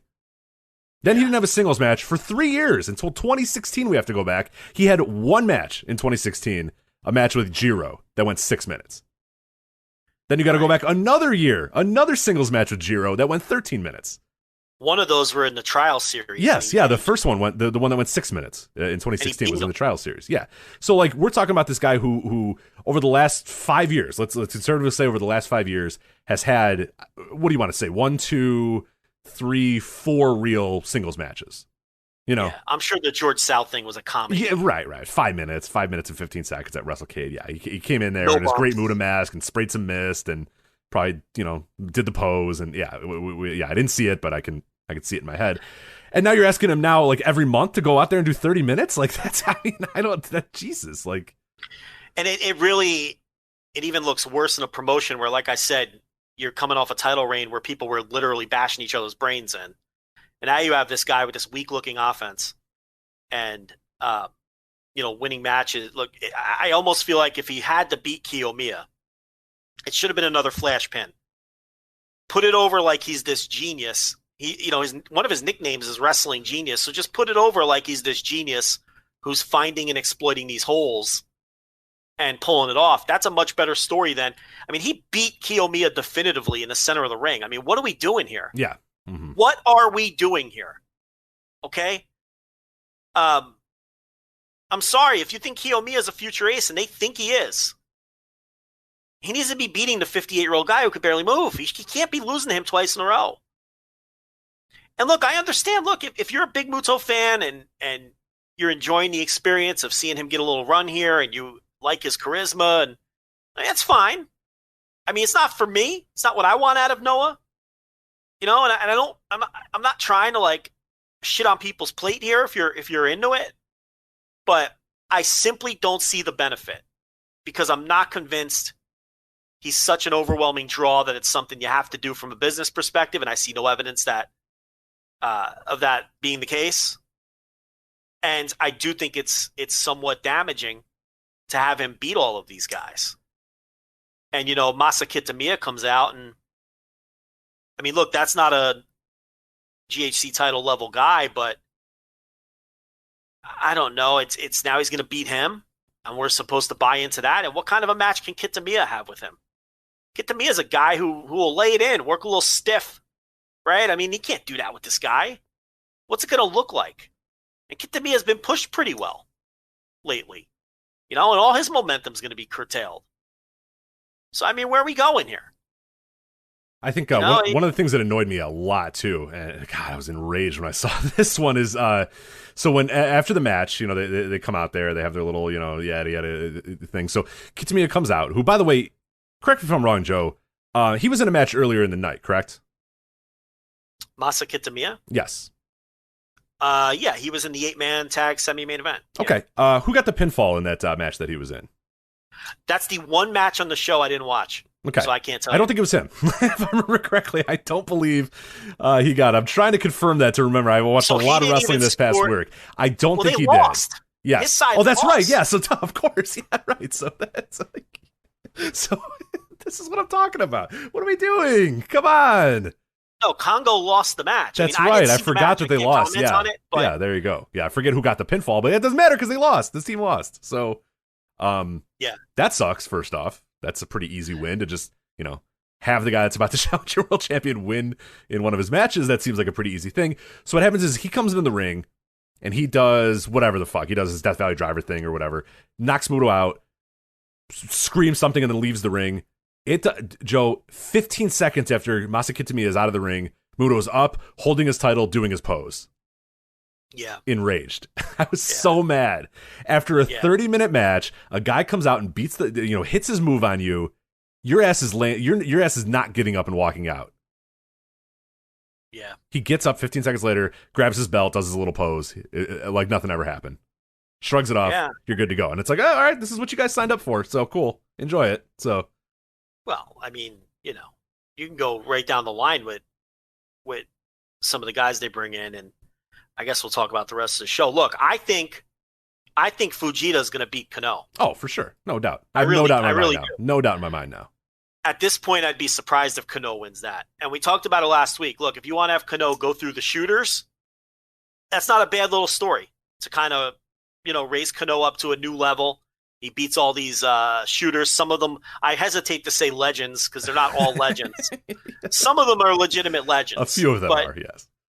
But that's not a bad little story. But it becomes a terrible story if he loses to Fujita at the end of the story. I mean, you can't have him lose to Fujita. You can't do that. He has to win. And I really feel like I don't have any confidence they're going to do that. I feel like this whole story is not to get Kano over as a shooter killer and as a new age shooter himself. Now I feel like the story was just to get to Fujita beating him and Rangai putting over another one of his old buddies, another one of his old cronies. And that's not a good story at all because, Fujita literally gives you nothing. I mean, he adds nothing to, I mean, I'm sitting here debating whether Muto is a draw. I know Fujita. He brings nothing to the table. Right. He was never a draw. Nobody cares. He's not a draw now. Yeah, nobody gives two shits. It's just no one cares. The only people that cares are weirdos in group DMs that, are listening to this and getting upset about it. So I'm just, no one cares. So it's just, that's not going to make any sense. And I'm convinced they're going to do it. So, it's just, I don't know. I loved Noah's year last year. Loved it. I thought Rangai did a tremendous job, but this year's not off to a great start. It's not off to a great start, Rich. It's just not. Yeah. It's just, especially, I mean, we don't know what we do not know what the business will be. We do not know the long term. I know through history that things like this are rarely successful. Strategies like this are rarely successful. It makes sense on its face, but like we said, the long-term ramifications of having an old guy come in and beat the rest of your roster is not good. I mean, that's in America, that's in Japan, that's in Mexico, that's everywhere. I mean, the history of pro wrestling will show you that the worst thing you can do is bring in stars in the past and have them beat all your young guys and all your up-and-coming guys. It just never, ever works for the long term. Maybe you get a little bit, maybe you get a WCW thing where, hey, it kind of works for a little bit, but then it ended up, failing absolutely miserably and the company's out of business 3 years later. Everyone knew what was going to happen in WCW, and that's exactly what happened. Right. I mean, that's the one case that people will always bring up, and it's like, yeah, they went out of business 3 years later. Like, I don't know that's exactly the one that we should be bringing up, and most other cases, it just doesn't, it just rarely ever works. So I don't know. I mean, it remains to be seen if this one's going to work, but It's just to me, it doesn't seem like it's worth all this effort. You can book Keiji Mutoh, you can book Fujita, you can book these guys. There's no reason for them to win your titles and be in the mix and beating your young guys and doing that. It's when they get their wins in the end and they're gonna finally beat them. A lot of times it does not matter. You know what I mean? Like that is also sometimes it's too late. That's a big fallacy. That's an old school territory fallacy too. Is that and so many bookers have fallen into that exact same trap of, okay, we'll keep it going and keep it going and keep it going and keep it going, and then hey, he beats them, and it's like, it's too late. Doesn't matter. Well, anymore. the time to do that was this match because Muto had already beaten him once, and Muto's win over Shiozaki was a bit of a fluke. So the time to do that was this match, and they didn't do it. So this was another opportunity to kind of get out of this, and they chose to just push more chips to the center of the table. There's a way to do a Rocky story in pro wrestling. You can do a successful Rocky story. But if this guy's going to have an extended run, that's not what this is. He probably should have lost right here. I don't know what they got planned beyond Kitamiya. But, I mean, is he going to beat Nakajima? Is he going to beat Segura? I mean, how ridiculous is it going to look when he's beating guys like that? I mean, it's just that the optics are awful. Yeah. Not just from the standpoint of an old star. Even if, I mean, it's like not just from the standpoint of a guy who isn't physically capable, but also the standpoint of an old star beating your current stars. It's just none of this is good. Maybe when COVID goes away, if he's still champion, you come back, people are excited to go to a wrestling show, you run another big building, you put him on top, that's where he drops the title. Maybe you pop, one big house at the end of the rainbow at the end of all of this. Because I think when COVID does subside and we're able to fill buildings, I think fans all over the world are going to fill buildings. I think people are going to be anxious to get out, go to wrestling shows, and be able to cheer and all of those things in the case of the Japanese fans. So maybe that's the goal here, and then have him drop the title to whoever you think is going to be that next guy, whether it's Kiyomiya or whether it's maybe you think Nakajima's ready again or whoever. And then have them beat Muto in some big full building somewhere and have it look like a massive, a big win on a massive show. Maybe that's the idea. It's not the worst idea in the world, but, I'm only saying that in relation to how this is going. I would have never had a plan like that to begin with. But now that we're doing it, maybe that's how you get out of it. Mm-hmm, mm-hmm. I don't know, but I'm way less into Noah than I was just a couple of months ago. None of this is interesting to me. That's the other eye. Now that's in the eye of the beholder. Right. If you're into this old man run, that's fine. None of this is interesting to me, though. I have no interest in Fujita versus Kano outside of, are they really going to beat Kano with this guy? Outside of that, I have no interest in the match. I haven't had any interest in any of these. I shouldn't say any of them, but most of these Kano matches against these shooters, I haven't had much in. Murakami and Rangai, no interest whatsoever. I thought the Sakuraba match was interesting. I thought the which one am I forgetting? Funaki was interesting. Right. Oh yeah. But no interest in Fujita. I've just never had any interest in Fujita beyond a very short period of time when he was over as a badass, 20 years ago or whatever. But what if? Okay, let me throw this at you. What if the idea is Kano beats all of these guys, and then the final boss, old guy, is Muto? And what if this is designed to give Kano a run with the top belt? Yeah, I don't hate that. I don't hate that story. I don't. Yeah, that's a decent way to do it. I mean, I don't think Kano is top guy material. I love Kano. I love his nasty attitude. He's a dumb jock wrestler. I like him in the place he is, really, more than anything. I like him in the place he is. Yeah. I don't think he's an ace. I don't think he's a top guy. But he might be my favorite wrestler in the company. Well, Nakajima probably, but after Nakajima, it's probably Kano. I just don't know if he's a top guy. But I guess that wouldn't be a bad little story, right? I don't hate it. Yeah, I don't hate that story. And there's a lot that has to get, have to happen to get there. But yeah, I don't hate that. If that's the plan that they actually do, I'd be down. I'd be down with that. And then from there, he's got long-term stories and rivalries with all of your Kiyomiyas and your Nakajimas that you could branch off into from there with your title scene. Yeah. So that I don't know, but I'm just trying to think of ways that they can get out. Their plan might just be Muto's our champion, and this is it. Right. I don't know, but obviously I didn't like the match at all. I really thought it was a just hard to watch, embarrassing, kind of a farce.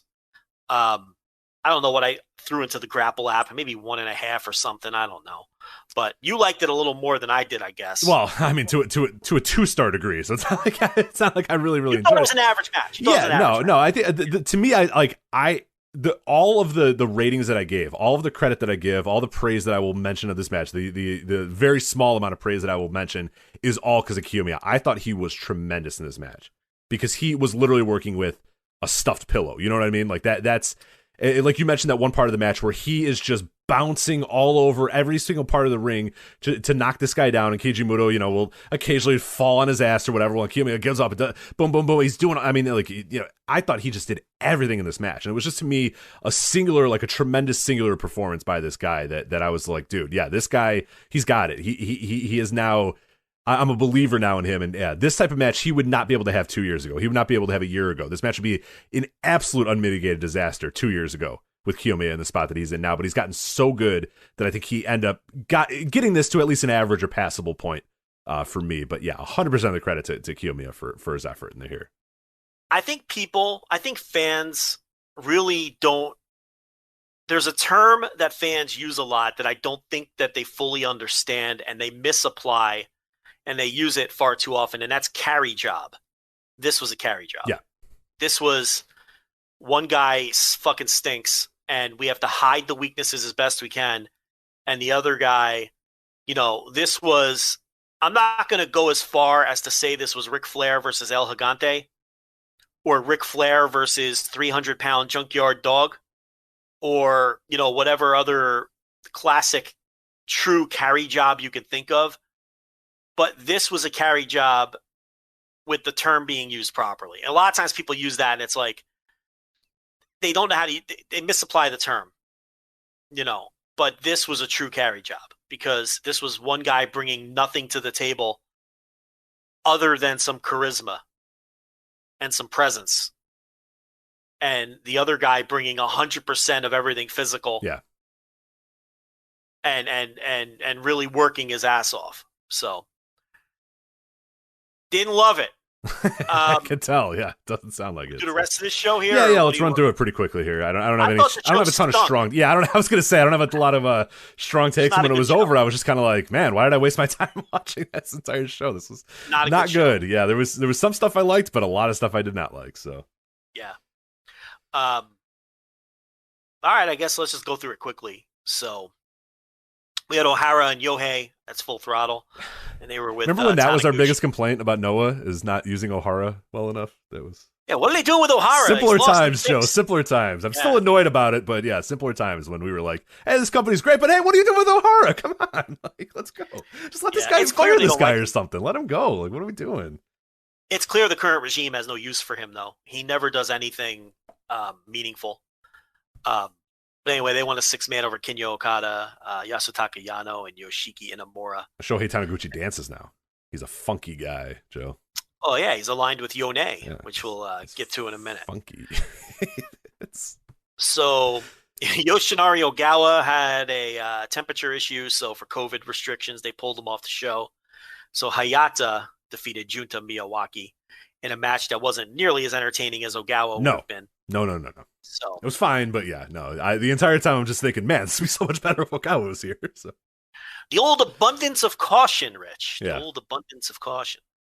We had Muhammad Yone and Akatoshi Saito. Now, all I could think during this match was, we are just ripe for one of those Muhammad Yone heel turns that then doesn't stick. They do it like once every 5 years. He turns heel. They give him a stable. And then they remember he's a nice little wrestler. Yeah, oh, wait, it's Muhammad Yone. Let's just have him dance again. And then he just dances. But yeah, exactly. Just, it's like, and he usually cuts the afro off, when he does that, or he does braids or something. But that wasn't the case.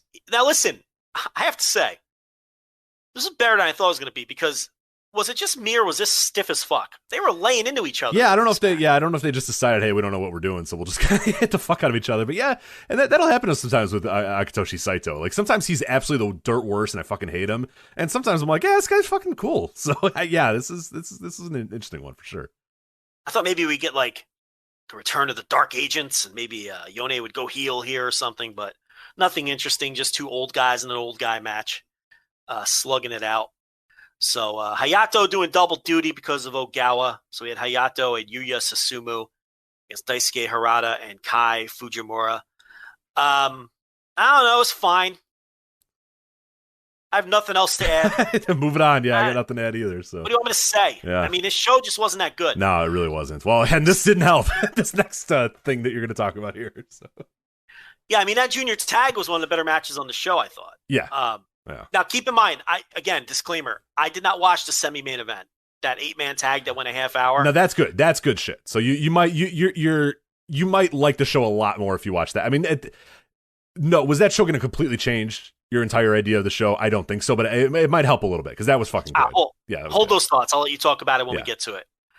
So then we had this disaster, which was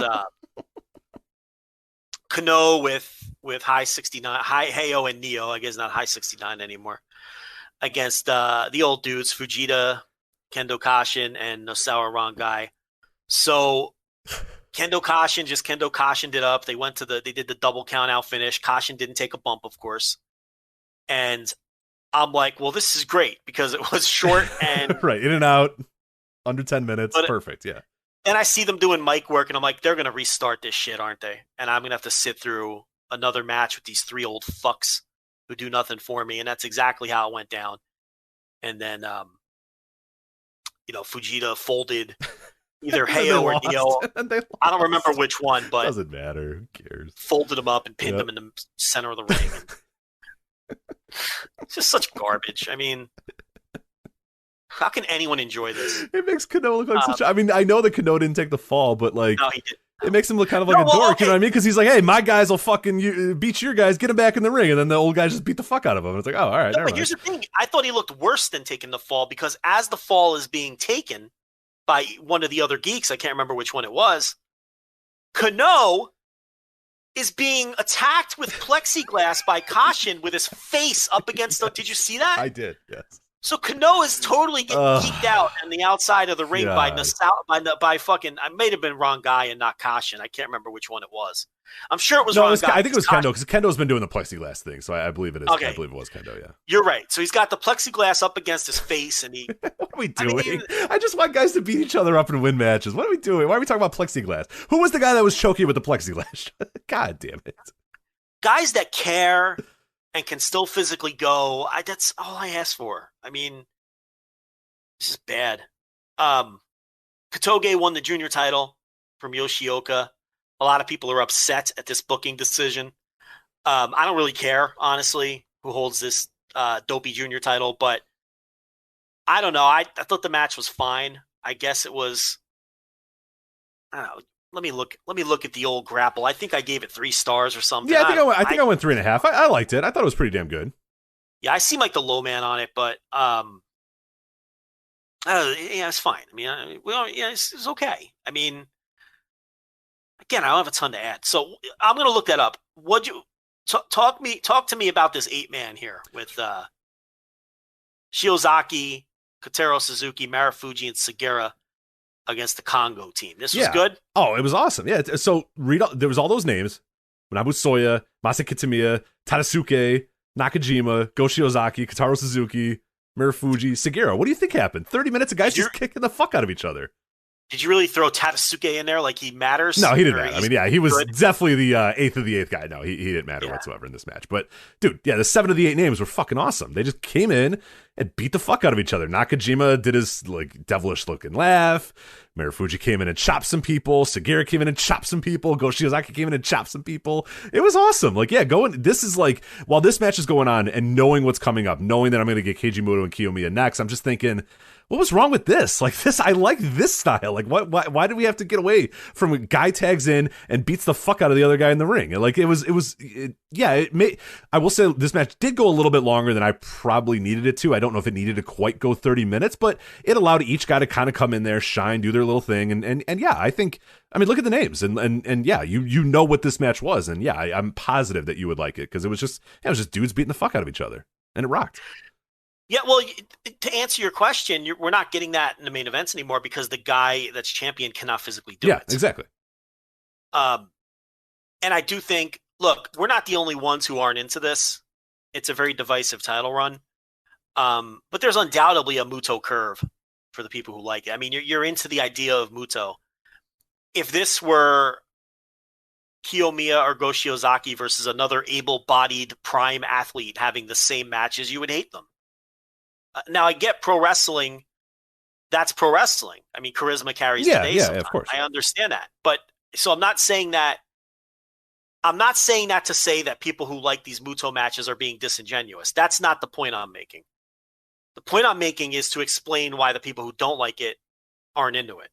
Because in a vacuum, they're not good matches. Okay, you're enjoying them because, and this is going to sound condescending like I'm telling you why you're enjoying something, but you're enjoying them because it's Muto and you're a Muto fan and you like his charisma and you're into the idea of him having another. That's what you're into here. Mechanically, these aren't great matches. So, anyway, that was the Noah show. I'm not looking forward to Fujita beating Kano. I really hope things turn around here soon. This was not the company that we all enjoyed last year. This is something very different. It's becoming a Nosawa Rangai kind of vanity project. And it's a shame because they have the backing of Abima now and they were really moving forward in a positive way. And this is the kind of thing where if it lasts too long, it could have very negative effects. I mean, history tells us that. That's all. You know, Rich talked about that. So, I don't know. I hope the directions change soon. Yeah. So I'm looking on the grapple. Yeah. The 8-man tag and the junior title match are tied at 3.79 for the best match of the show. Okay, that's fair. You saw both. That's fair. You saw everything. I would say that's pretty fair. Yeah, I would probably say that I enjoy the 8-man a little bit more, but I think that's fair. Yeah, that's fair. The Muto Kiyomiya match is sitting at 2.72, which I think, I mean, obviously I was way lower on it, but it's clear that, you know, the consensus is this was not a great match. Now, you do have some people who were extremely high on it, just, you know, scrolling through. There's a couple of 4.5s and things like that. I mean, if that's a 4.5-star match, then I got some stuff to show you. I got some tapes to show you then. Yeah, I mean, really. I mean, what's like an Okada Tanahashi match? Right, I got some tapes for you then. What's Flair Steamboat? Yeah, I was gonna say I'll go back to like ones that nobody could even, you know, dispute and you know, from 30 years ago, timeless wrestling matches. I'll show you those if you want to. I mean, so that's kind of crazy to me, but that's out there. But the thing is, there's a lot of people that were on my end, and then it averages out to like, you know, 2.5-star match or whatever. But what I'm sure the Go match is sitting a little higher. What was the name of that show again? Let me look. That was Destination. All right, let me pull that up. Yeah, Noah Destination, I believe was the name of that one. Yeah, that one's sitting at 3.7, a full star higher. Yeah, which I think is fair. Like I didn't like that match either, but I would say I would say it's fair. Yeah, I had that at 2. Well, Grapple says I have it 2.25. I thought I went 2.5. Who cares? But yeah, I thought it was a full star better than the. So I think that's fair. You know, because I thought it was a better match. But man, I missed those Go Shiozaki bangers. I can promise you that. Yeah, this is Noah's becoming a tough time. And what sucks too is like this has been a great year where they really opened up. I mean, they have, you know, English commentary on there pretty regularly. I think the guys that do the English commentary are pretty damn good. You got Fight is a great outlet now for watching, you know, English language Noah stuff. The free shows on Abima or whatever are pretty easy to find now that we've learned how to do it. And once you sign up, it's pretty easy. I mean, yeah, access has been better than ever for Noah. And it's like, fuck. This is the result. So I don't know. Hopefully it just, all I'll say is I hope it doesn't last long. But I don't know. Shiozaki's shoulder surgery, he'll be out for a while. Yeah. About 6 months for him. So watch them just have Shiozaki beat Muto. When he comes back, yeah. How boring would that be? Pretty damn boring, Joe. Pretty damn boring, yes. I had enough of this shit. What are we talking about now? All right, let's move on to New Japan Cup. There was some stuff that we enjoyed, I know, from the New Japan Cup this year. So so far we're up to night 11, night 10. I don't know where we're at these days.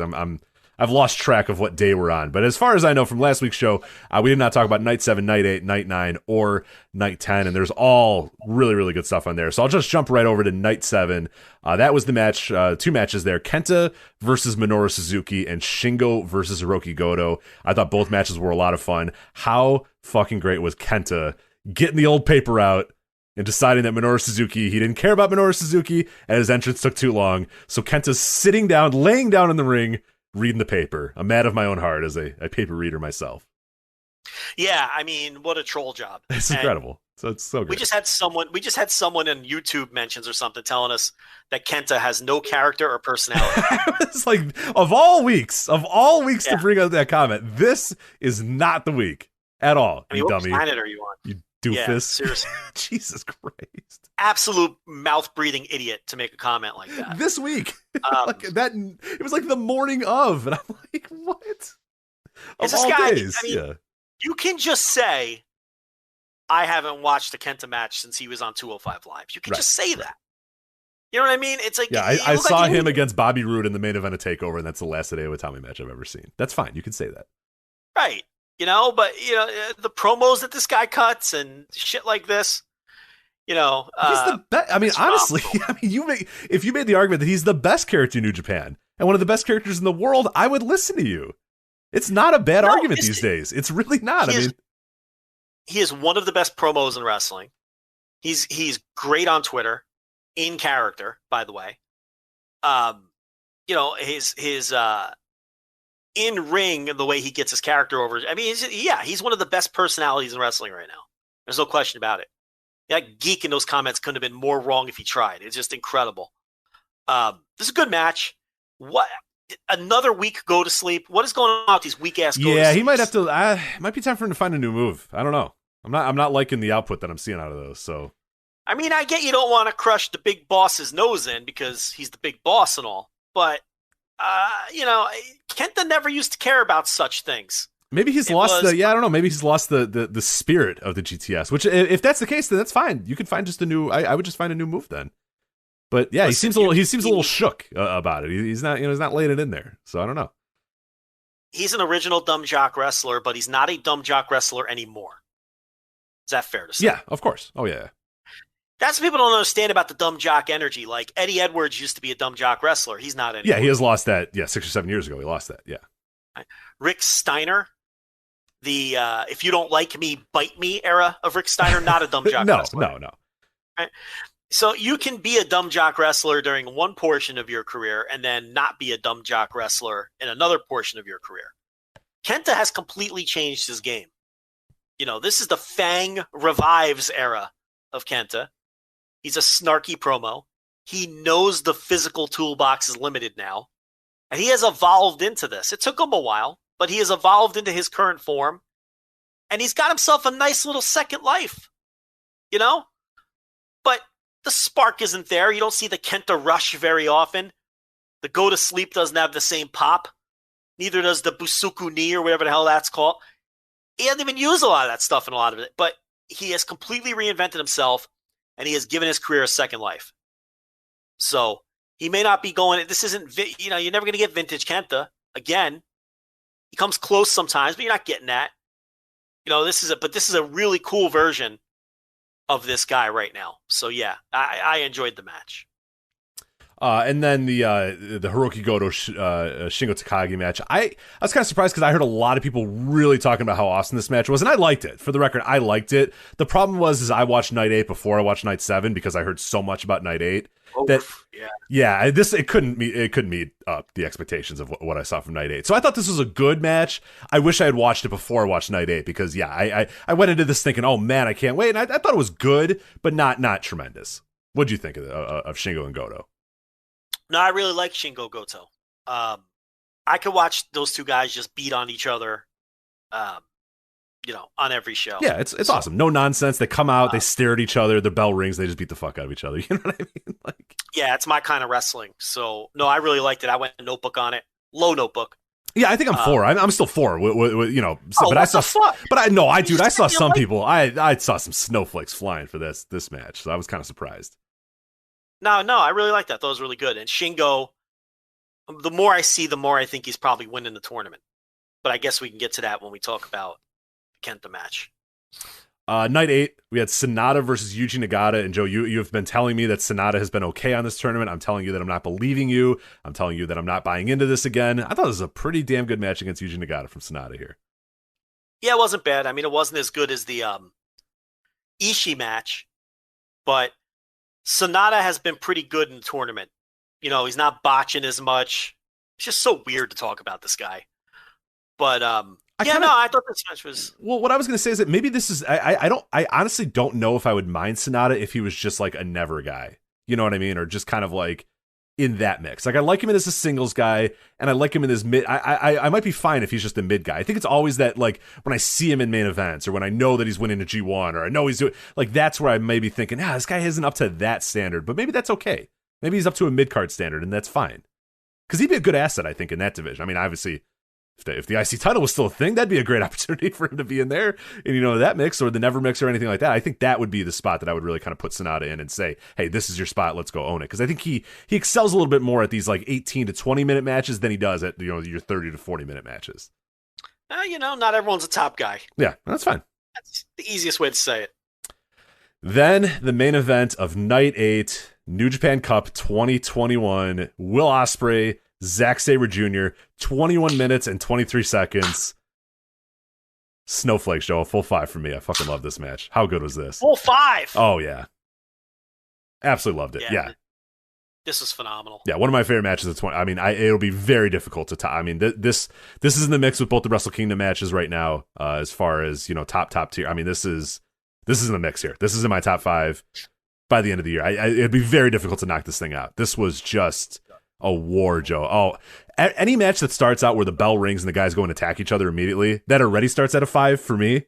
And then it basically just has to do anything you have to fuck up then to not, things have to happen throughout the match for me to lower the rating. But, joking aside, like they attack each other at the bell, there's history, and then they just proceed for 21 minutes to just absolutely murder one another.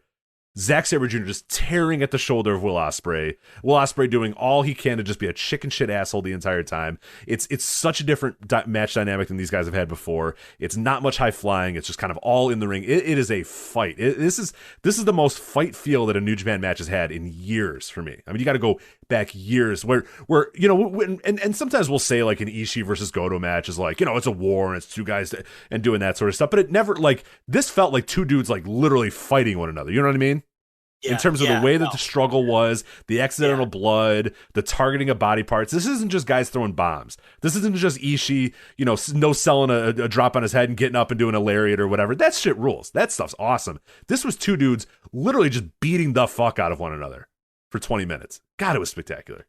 So good. Yeah, it felt like a genuine struggle. And I know people say that a lot, but this really it felt like a struggle in all the right ways. Everything felt earned. Everything in the match felt earned, and there was a grittiness to it. Mm-hmm. There wasn't the right kind of grittiness, not the sloppy kind of accidental grittiness that you'll get out of like a Sasha Banks sometimes, or Charlotte, where it's like, wow, that was gritty because Charlotte was sloppy, but it kind of helped. This didn't feel gritty because they were sloppy. They intentionally added an ingredient to this that made the match feel gritty and real, and everything felt earned, and this was nothing like any match these two have had with each other before. And they've had about a dozen before this, and I've probably seen 10 of the 12. You were live for one of them, which I actually went back and rewatched immediately after watching this one. I went and saw because that match, kind of match. Yeah, that match I gave 5 stars to as well. This is the Evolve match because you were there live at old Eddie D's Ranch, right? That was the best live match I had ever seen until Will Ospreay versus Matt Riddle 2 years later in New Orleans. Yeah, so that if you, I think it's Evolve. I believe it's 56. Let me clarify that if anybody ever wants to. I don't. That's not available on the network. I don't think they're only up to like Evolve 6 or something, right? Oh, I think it's not going to be on the network, by the way. Like, so don't get excited about that. That shit ain't moving to Peacock anytime soon. The Evolve stuff. So yes, Evolve 58. Sorry, Evolve 58. April 1st, 2016. Zack Sabre versus Will Ospreay. That was my favorite one of their matches before this. So I rewatched that one afterwards. I don't know which one I like better. I might need to watch them again just to see, but in terms of like just the difference, I mean that match is all about Will Ospreay being the plucky high flyer and Zack Sabre Jr. just trying to kind of slow him down with submissions and counters of counters and that sort of stuff, and Will finding a way to flip out of a counter, jump out of a counter, just out athleticism, Zack Sabre Jr. in this case. Zack is wrestling kind of the same in this match, but like there's less of a targeted. He's just kind of trying to get this guy into submission any way he can in that Evolve 58 match. This was Will. And I think he literally says it at one point in the match. He goes, "Oh, I'm a big boy now." He said something to that effect. Zach tried to do something to him, and Will just powered out of it. And he goes, "No, I'm a big boy now." And I was like, "Yes, that's awesome," because he is like he's so much bigger. He's like 100 pounds heavier than he was then. Like he's a big dude now.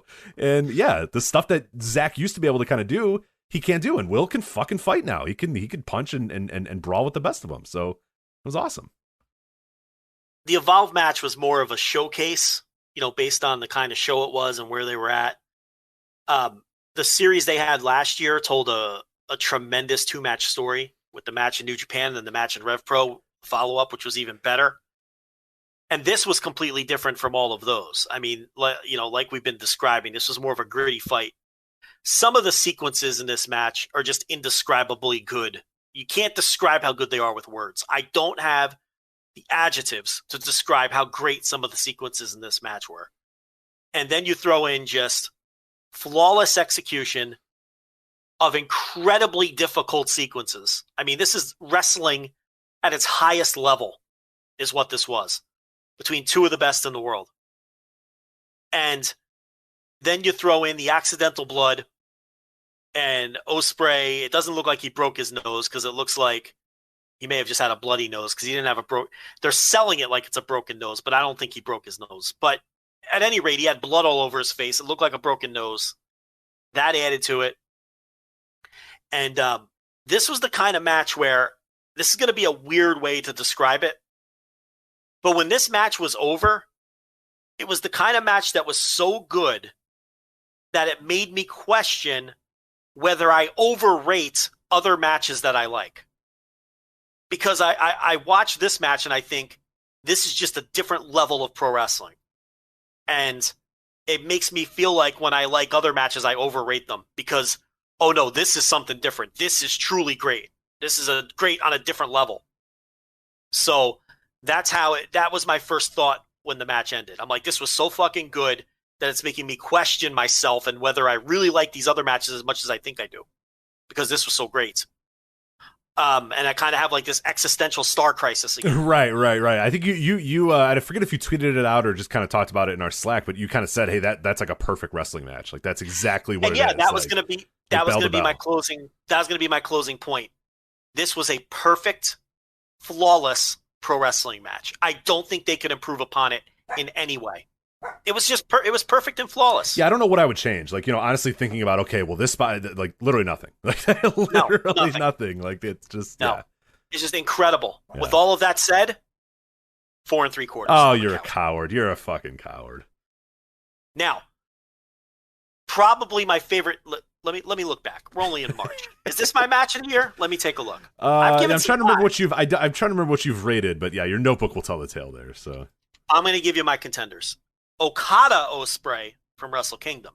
I went 5 on that. Okay. That was a great fucking match. Yeah, it was a good match, yeah. I thought Okada was so good in that match. Like, I don't know if a wrestler has been as good as Okada was in that match all year. Is that fair? From his deathbed, too, by the way. Oh, yes. A man who... Hey, you want to He had to rip the IV out to get to that match to go and have a great wrestling match, but he ended up doing it. So. Do you want to take your victory lap now or wait until after this? I'll wait. Oh, no, I'll wait. I mean, that's obvious. I mean, dude, come on. Like, whatever. So, that would be a contender. That's an easy win. I don't even need to take a victory lap there. You know what I mean? That's Larry Bird throwing the finger up after the 3-point contest. Like, yeah, I'm good. Well, you're going to take your lap. I'm going to make it. I'll do it anyway. If you want me to take it, I'll take it. But yeah, you're right. Let's do it. So a rich victory lap is upcoming. Shingo Teaser. Shingo Jeff Cobb, I went 5 stars. That was obviously incredible. What did you go 5 on that I one? went 4.5 on that one. Okay, so you don't have that match of the year territory. No.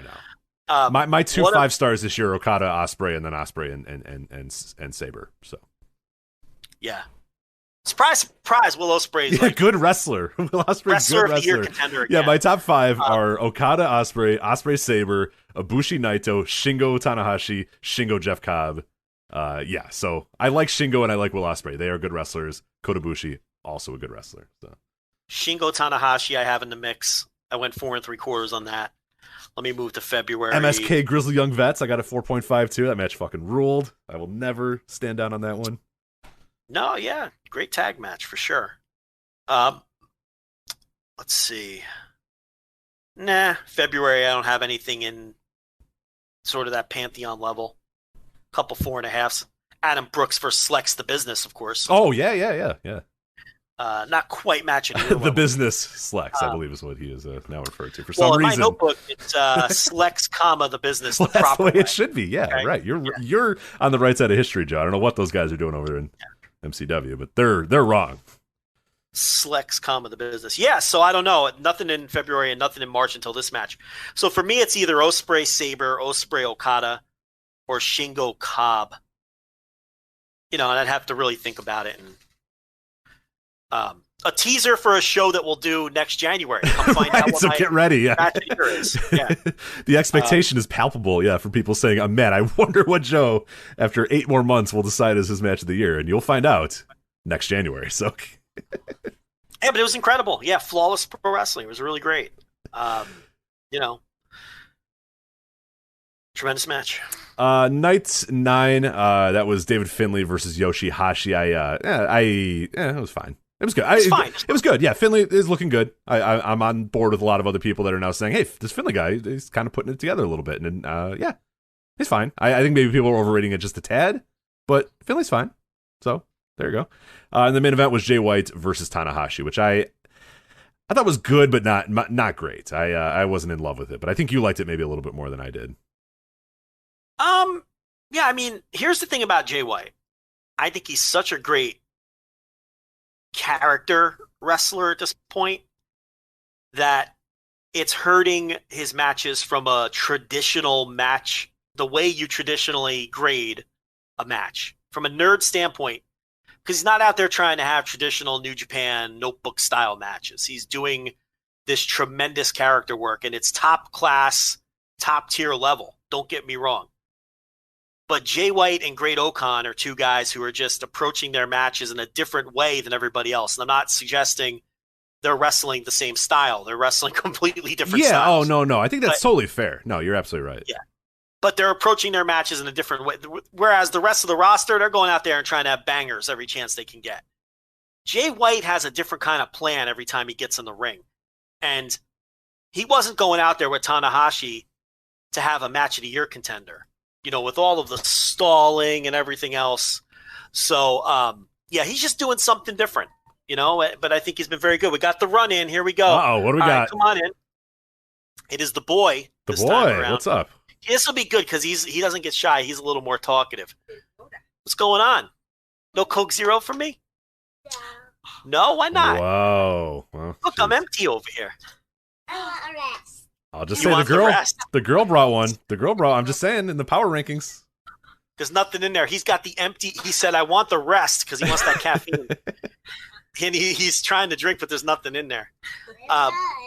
Oh, you had some? Yeah. There was a little bit left? Yeah. Yeah? You getting ready for bed? No, don't touch that. Don't touch that. That's bad. No, come here. Come back. You're okay. You're fine. Rich won't be that mad.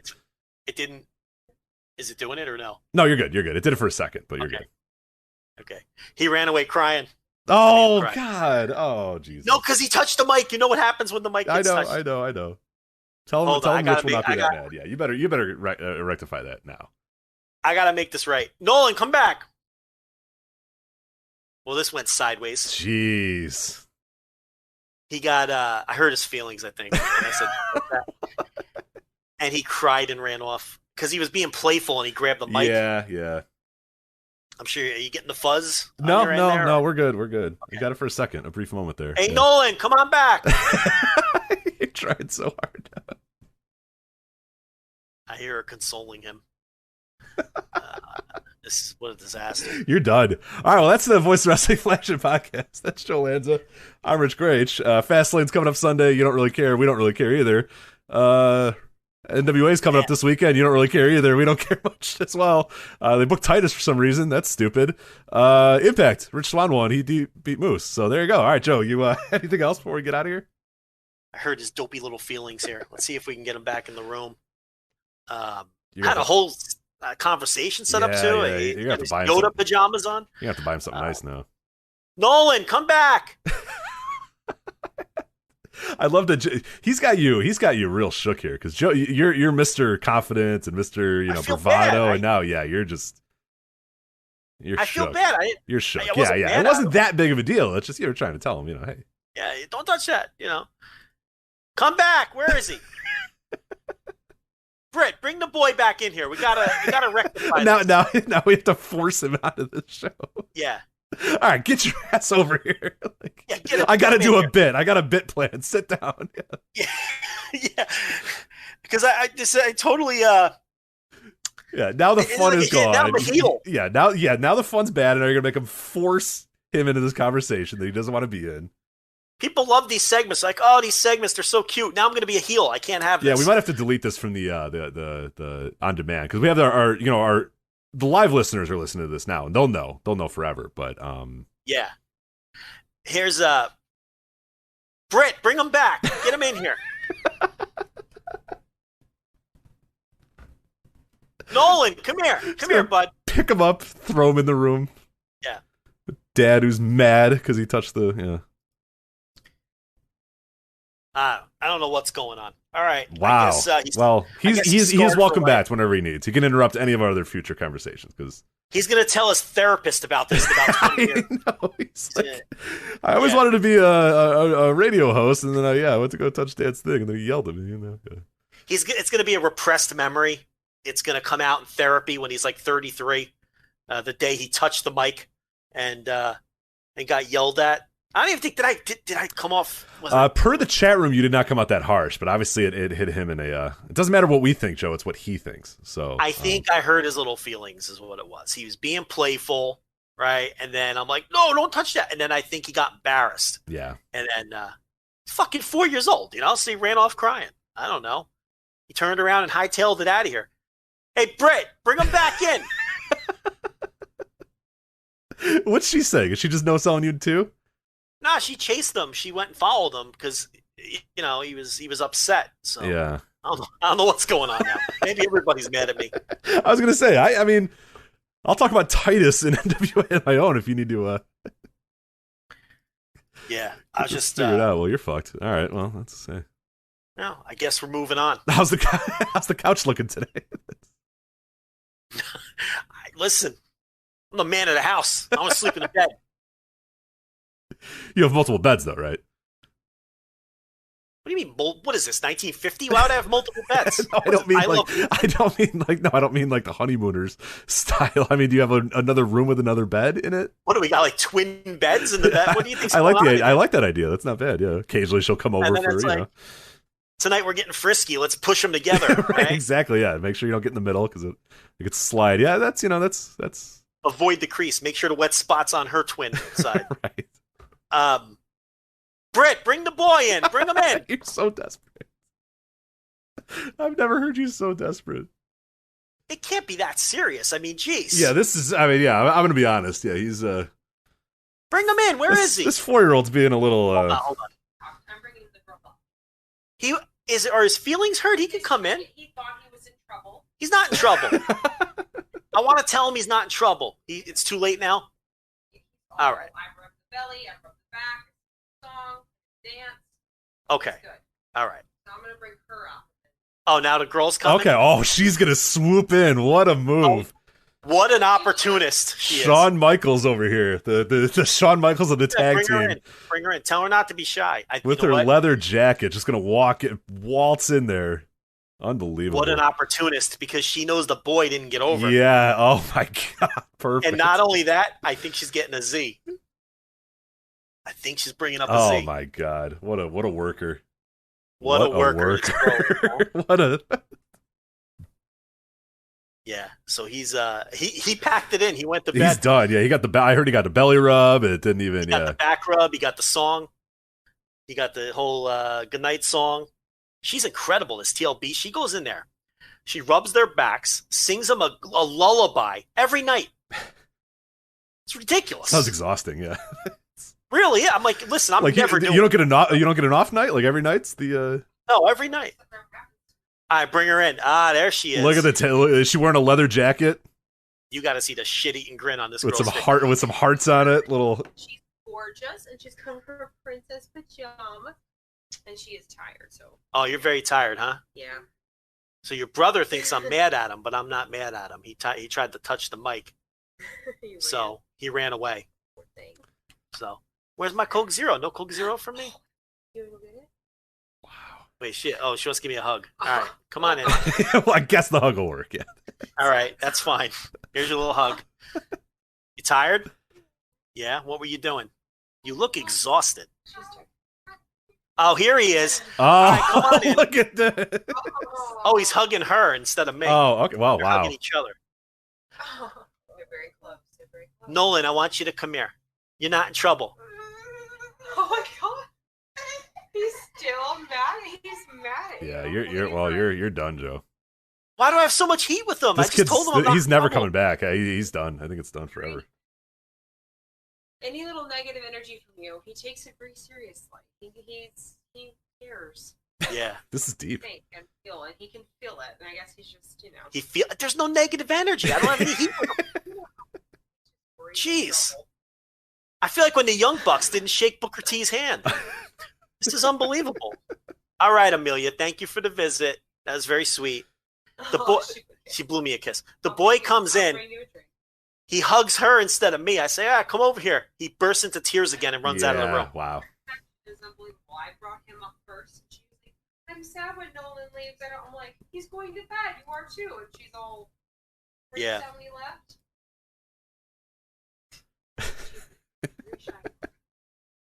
Okay. Because she knows your friends are listening. Oh, is that what she says? Friends, yeah. She's got some friends listening. Yeah. I said, you don't have Well, Thousands of joke's friends. on- Thousands of friends. Joke's on you. I don't have any friends. So, joke's on you. All right. So, before that disaster, where were we? I think we were talking about Yoshihashi or David Finlay or something. No, what were we talking about there? Wow, you're I was breaking. you got a lot of down work to do. I hope you have a plan ready for tomorrow, because I was breaking down the psychology of Jay White. that's now, of the psychology of this household, where I don't know if you were picking up TLB there on the mic, but breaking it all down. some negative Boy, energy. Yeah, you're giving off a lot of negative energy. You got to stop doing that, Joe. You bring negative energy to this podcast too, and it doesn't force me to tears, but it does definitely make me uncomfortable. So she takes this parenting shit so seriously. Like I swear to God, the whole tuck-in routine is ridiculous. The back rubs, then she sings "Somewhere Over the Rainbow." Oh, okay, all right. Put them to sleep. And the other day, Let me just tell. Okay, let's see, the nurse is here. Okay, if you do that when they're children and do it for too long, you end up having husbands that still have to do not all those things, but some of those things to let their significant others fall asleep. So be careful. All right. no, I get asked to do. I get forced to tuck TLB in because she goes to bed first every night, and I fucking hate it. I'm like, you are a grown woman. Why am I tucking you into Yeah, bed? I have to pet hair is what I have to do. And if say I have good. to stay up, she's like, well, can you pet my hair until I fall asleep? And I'm like, no. Pet her hair. I'm telling you, dude, you can't do this. This is the problem. This is what mom did. It's so awful. Like, here's what TLB wants. I gotta. Yeah, talk you be quiet. very quiet here. This is like, have you ever seen the Key and Peele sketch? Do you ever watch that show or no? I don't know the sketch you're referring to. Okay, well, there's one where they're like trying to talk about their wives, and they're like, yeah, and then I told her, and then it's like, shh, bitch. And it's like they're trying to do it under their breath, and it's like little by little they're getting like farther away as they're trying to explain. That's what you and I are doing now. So go ahead, you can whisper. She very early on in the relationship, she wanted these back rubs. Right. I have to do back rubs too occasionally. So. No, but see, here's how I got out of it. I'm very smart. You just turned him into sexy time. No, she's a total horn dog. She'd be into that. Okay. So what I did is I just gave her the world's worst back rub There you go. That's not a bad idea. you could ever imagine. Like the technique was just like a person who never even heard of a You're back just rub. shaking her. You're itching her. She's like, all right, I'm good. Like, I made sure that it hurt. I would take my fist and drive it into her spine like I'm trying to give her a spinal tap. And she never asked for back rubs again, after that early period. So I don't have to do back rubs anymore. And I heard her on the phone with her friend a couple months ago. And I overheard her saying, she was like, oh, yeah, no, Joe is terrible at back rubs. I don't even ask for them anymore. and you're pumping your fist. You're pumping your fist. If you don't think I did a fist pump hiding around the corner, I remember I was hiding in the pantry and she was in the kitchen on the phone, and I gave a little fist pump and I was like, yes, so that was we're good. That was that was next level thinking. This was long before I knew I'd be spending the rest of my life with her too. So you're really talking forward thinking. Yeah, you're investing. You're investing in your future early on, which is smart. Absolutely. Yeah, you give that terrible back rub, and then you're never asked to do it again.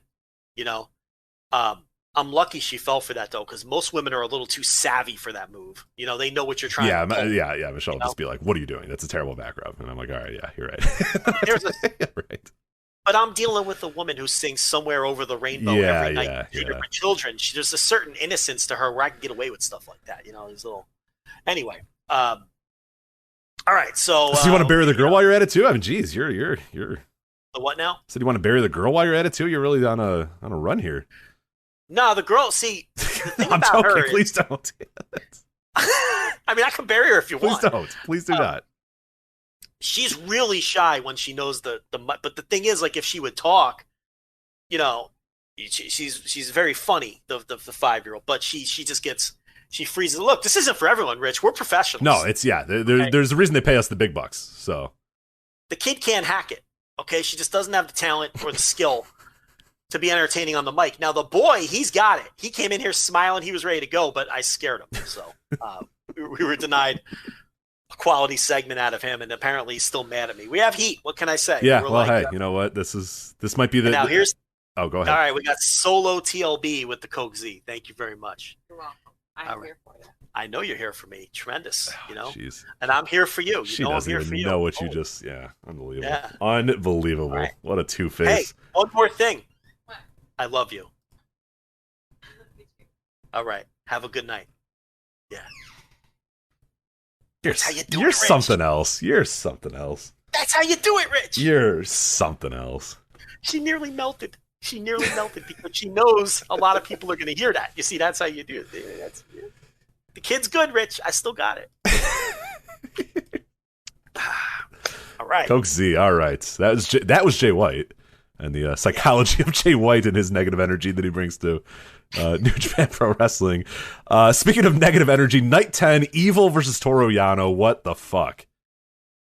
Just stop this stuff. There's nobody around anymore that still defends Evil, right? Like, we all agree that it's absolute garbage now, right? Can you hear me okay? Because he moved the No, mic. you're fine. You're perfect. You're perfect. Because I'm like, he moved it like 6 inches off of my face, and I'm like worried that you can't hear me now, but I'm afraid to touch it again. No, you're good. You're good. I mean? It sounds fine.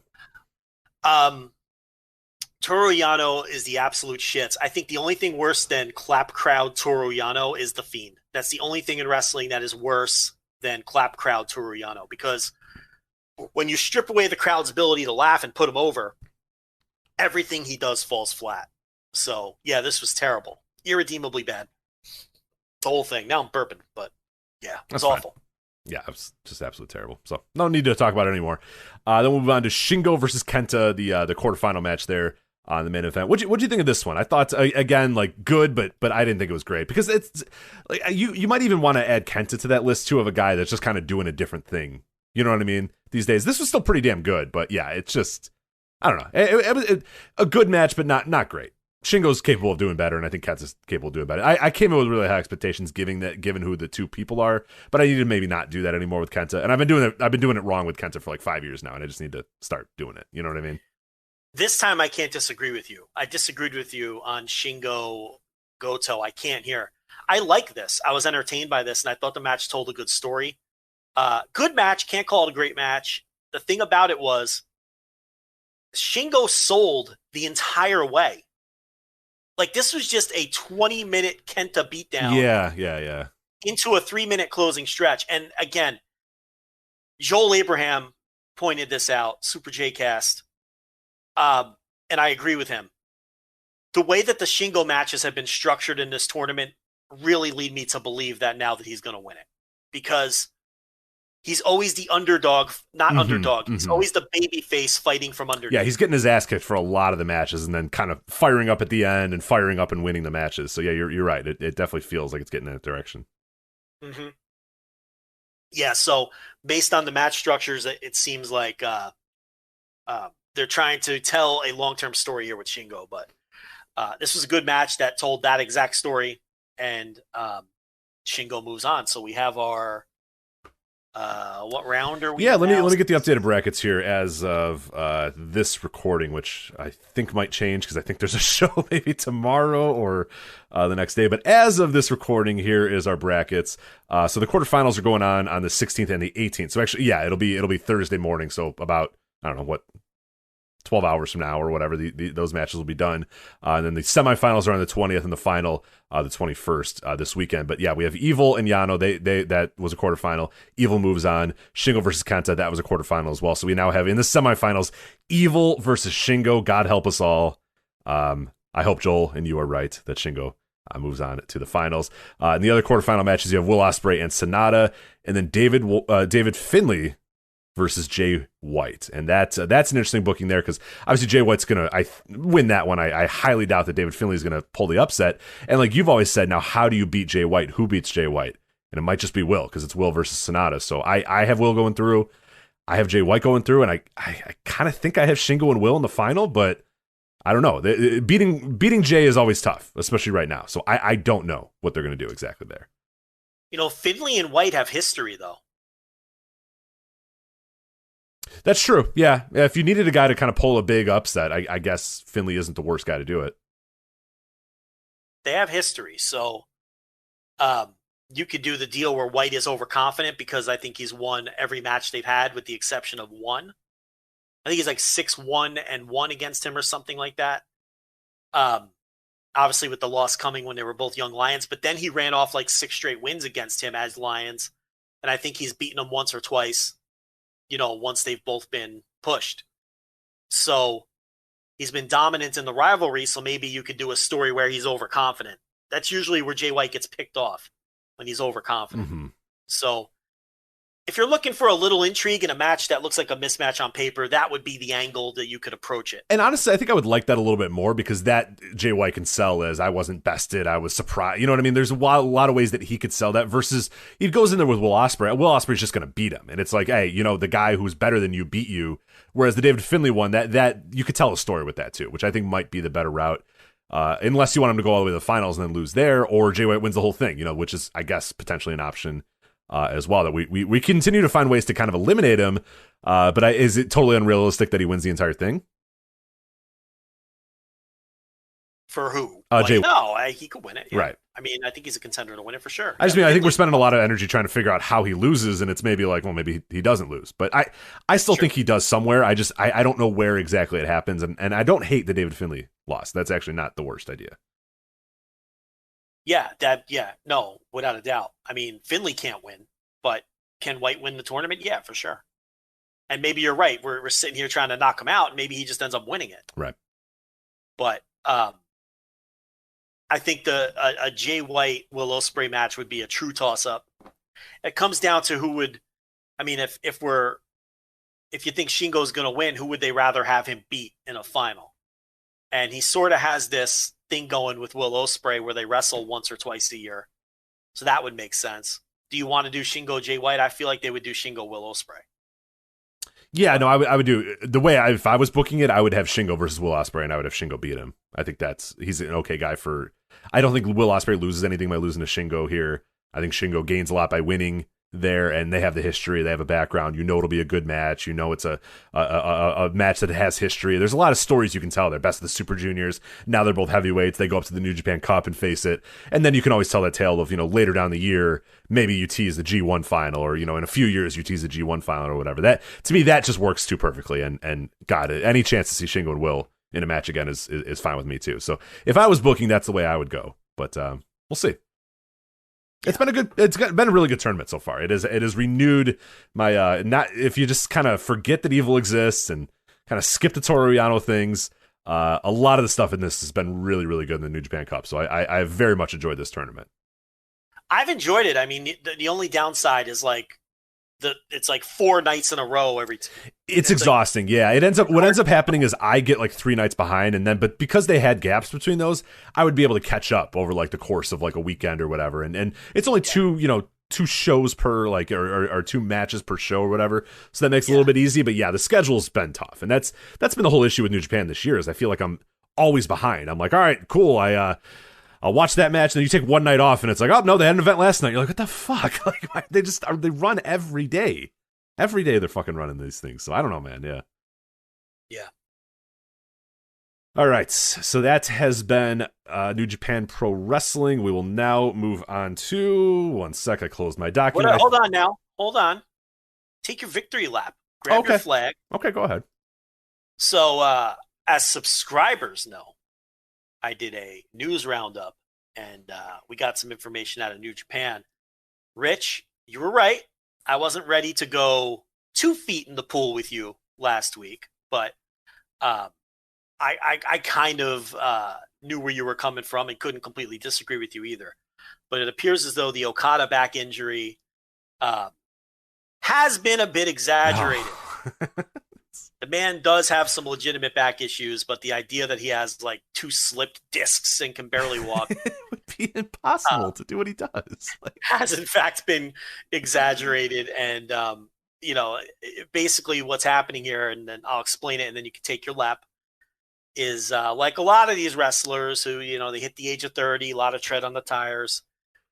They may have these minor bumps and bruises, but then, to get them out of working hard every night, you work them a little bit, you exaggerate them, you make them out to be a little more than what they really are. You float things out to Tokyo Sports, which is what they did with this back thing. You float things out to wherever Meltzer got it from, whether he got it from Tokyo Sports or from someone in the company. And no, his back is definitely not super healthy, but there's no slip discs or anything like that. And, he's telling guys, we were told directly, he's telling opponents, look, lay into my back. Let's lean into this thing. Like, attack my back ferociously. Go for it, which tells you right there. And which is why he's able to miraculously have these great matches when he's in there with Will Ospreay or Shingo or whoever else, because it's not this crippling injury as has been reported. But he's reached a point in his career where he's just not going to go hard in tags, and he's not going to go hard against lesser opponents. And they're going to turn the back into a long-term story. So, Rich, you were right. Yep. Everything you said last week was dead on correct. Turns out that Kazuchika Okada is a professional wrestler. Unbelievable. Unbelievable news here. That's Okada, professional wrestler that works for a professional wrestling company. That the best part was like on Twitter, people being like, oh man, my uncle had one slip disc and he could barely walk. And it's like, oh yeah, that's right. Like, you're right. He probably couldn't.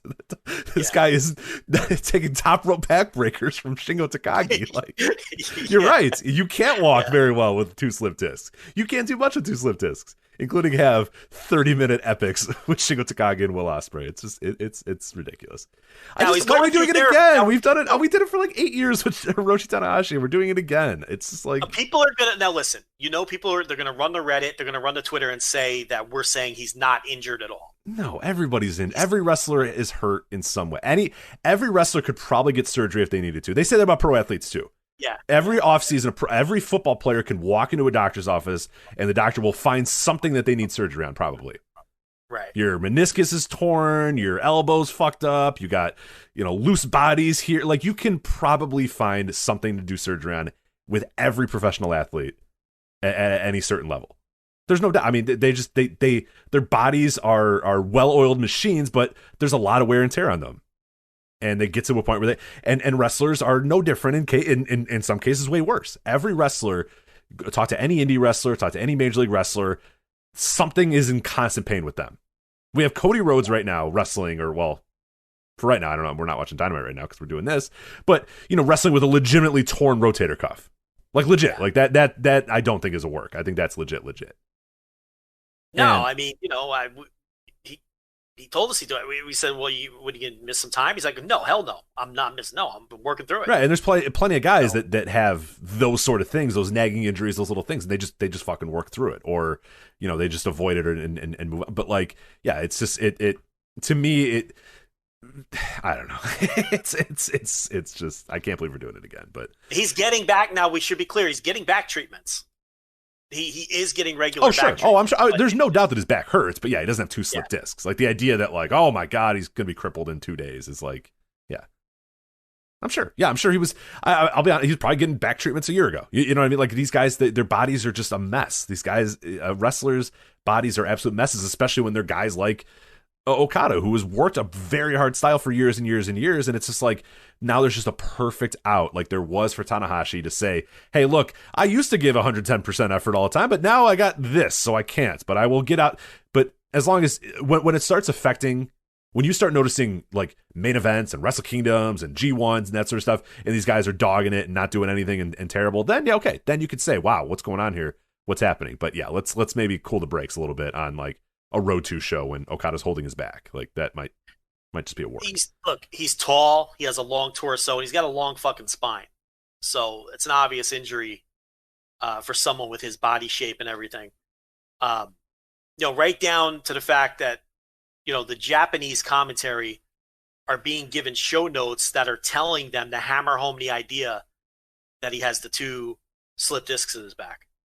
So, they're working it into the kayfabe, the whole herniated disc or slip disc thing. So anyway, that's the story there. Rich was right. I wasn't ready to fully commit. That's fair. I know. It's okay. I didn't completely disagree, but I wasn't ready to fully commit, but you were correct. So look, I'm kind of glad that people still buy into this stuff. It's cool. It makes it fun. It makes it really, really fun if you have the idea that this guy can barely walk and then he goes out there and busts his ass and has a great match. That's what cool. do we always say? It's a great story. The old work is the new work. Yeah. Work me. I always say that. I want to be worked. I want to buy into all this shit. I want to think people really don't like each other. I want to think there's that possibility that they're going to shoot on one another. There's that old territory story. I can't remember which 2 wrestlers it is, but everyone was convinced that they were going to shoot on one another, right? They were in the paper saying it. They were in the back selling it, like just in front of the other boys. They were. You couldn't, keep them apart. And the 2 guys, I can never remember who the 2 wrestlers are, but they get into the ring. They see it's a sellout house. All the boys from the back came out to watch because they were convinced these 2 guys were just going to fight in the ring. And they looked at the crowd. They looked at each other, and they said, well, fuck it. Let's make some more money out of this. And they put all of their grievances aside. And they worked the match, and one guy threw the other in with an Irish whip, and all the boys who came out from behind the curtain to watch all just threw their hands and walked back to the back because they knew what was happening. Like, oh, we're not getting our shoot fight. These 2 guys are just, they're going to wrestle.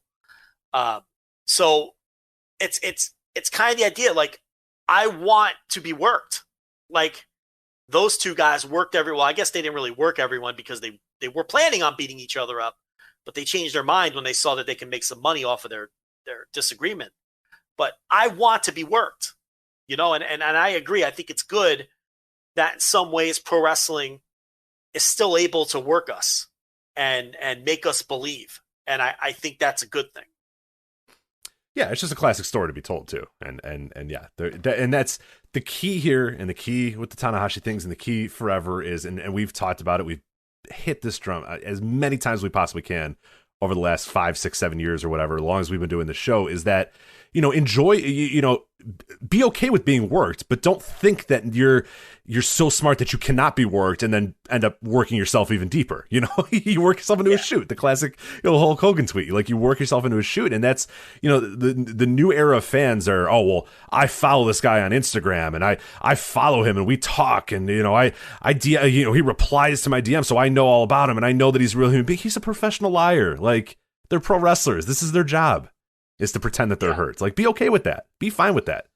Be all right to be a fan of wrestlers who pretend that they're hurt when they're not actually hurt, or wrestlers who lie to you to try to get you to buy a ticket to a show or something like that. Be okay with that, because that's what the wrestling business is.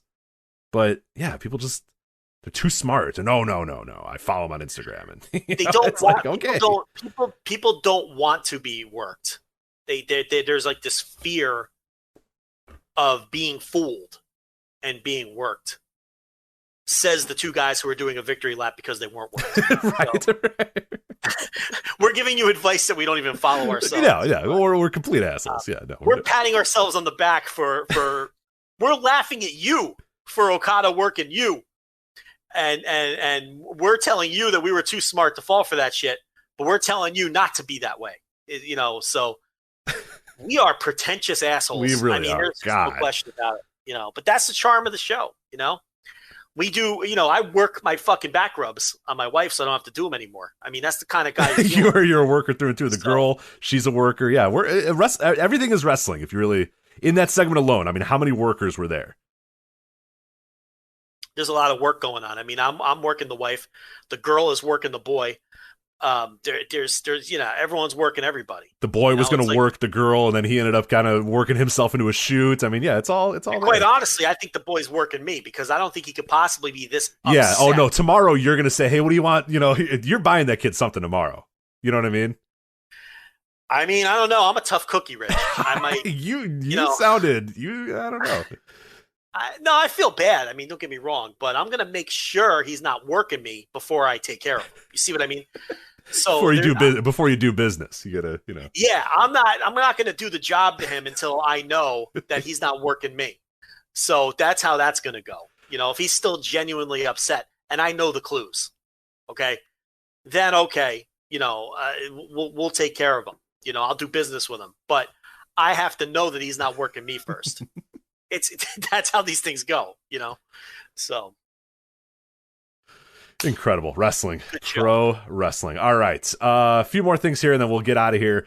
Impact Wrestling Sacrifice. You did not watch this show. That is fine. You missed pretty much nothing. I will say I watched the final 4 matches of the show. Ace Austin versus TJP. Solid-ish match. I think Ace Austin's getting pretty damn good in the ring. I was kind of surprised by him here. It's not hard to have a good match with TJP, but this one was really good. Only about 12 minutes, kind of in and out. This wasn't really a pay-per-view. This is kind of an Impact Plus special, so some of the match lengths are kind of small, and they're not really main event worthy match lengths. But that's fine. It ended up working, and I actually enjoyed the show as well. And Impact has upped their production a little bit too. They have fake crowd noise now, and it's actually pretty good fake crowd noise. So it helps with the sterile warehouse environment that Impact's been doing a lot of their shows in. So Ace Austin TJP was pretty damn good. Deonna Purrazzo versus ODB was horrible, as bad as you can ever imagine a match could be, and not because of Deonna Purrazzo. ODB is really never been good, and was particularly bad here. So avoid like the plague. Finjuice versus the Good Brothers. Finjuice win the Impact World Tag Team titles. A big upset here, a big news story here in the wrestling world is Finjuice are your Impact World Tag Team champions. This was pretty good. It's as good as you're going to get from the Good Brothers, but I thought Finlay and Juice worked their asses off in this match, and pretty good action between the two. Not great, but a pretty solid match between those two. But real quickly, what do you make of Finjuice winning the titles? Well, that match is on New Japan World, if people don't know. Oh, I didn't know that. Okay, there you go. So that's easy to watch then. You can go watch that match on New Japan World if you have a sub. But, yeah, I mean, it shows that everybody's still open for business with each other. This little Impact, New Japan, AEW thing that we have going on. So I'm wondering if they wanted to get the titles off of the Good Brothers, though, so that they can go to AEW and do jobs to people without Impact's champions being jobbed out. You see what I'm saying? Yeah. Which makes sense. That's not a bad strategy, to be honest. So yeah, because they've got some matches coming up, including one that might be going on as we speak. Aren't they wrestling on Dynamite this week. I forget. I don't know. We're recording Jericho this while Dynamite's going on, so yeah, we're missing out some stuff there. So there's some match with Good Brothers. So it's like I feel like by taking the titles off of them, it gives them the ability to lose matches in AEW without clowning the Impact Tag Team titles. Right. It's a good point. So there was that match, and then the main event, which I would definitely recommend you checking out, Rich Swann versus Moose. This was an Impact World Title and a TNA World Title unification match. Rich Swann, obviously your Impact World Champion, versus Moose, your TNA World Heavyweight Champion. He kind of took that belt. The run that Moose has been on with that belt has been really, really cool, because it started out as kind of a joke where he just grabs the TNA World Title and says, "I'm the TNA World Champion," and nobody really believes. Everyone's just kind of like, "Okay, dude, it's just a title. It doesn't matter." But Moose goes out there, defends it, beats everyone's ass, and eventually it's like it becomes a real title. It's a really, really cool story that they told, and Scott D'Amore, finally says, "All right, fine, I will recognize that this title is a real title, but now you got to put it on the line against Rich Swann, and we're going to unify both those belts." They have a 20-minute match, really fun. There were some really, really cool spots in here. I thought Moose really looked good here. Rich Swann, good as always. Only 20 minutes of investment in this match time, so I would definitely recommend checking this out. But Rich Swann gets the win on a roll-up, too, which I enjoyed as well. He did kind of a victory roll and then had another sort of a bridge onto it and got the pin that way, which is a really cool way to tell the story as well. It's not like he beat Moose with his move in the middle of the ring. He, similar to the Keiji Mutoh thing, he caught him for 3 seconds.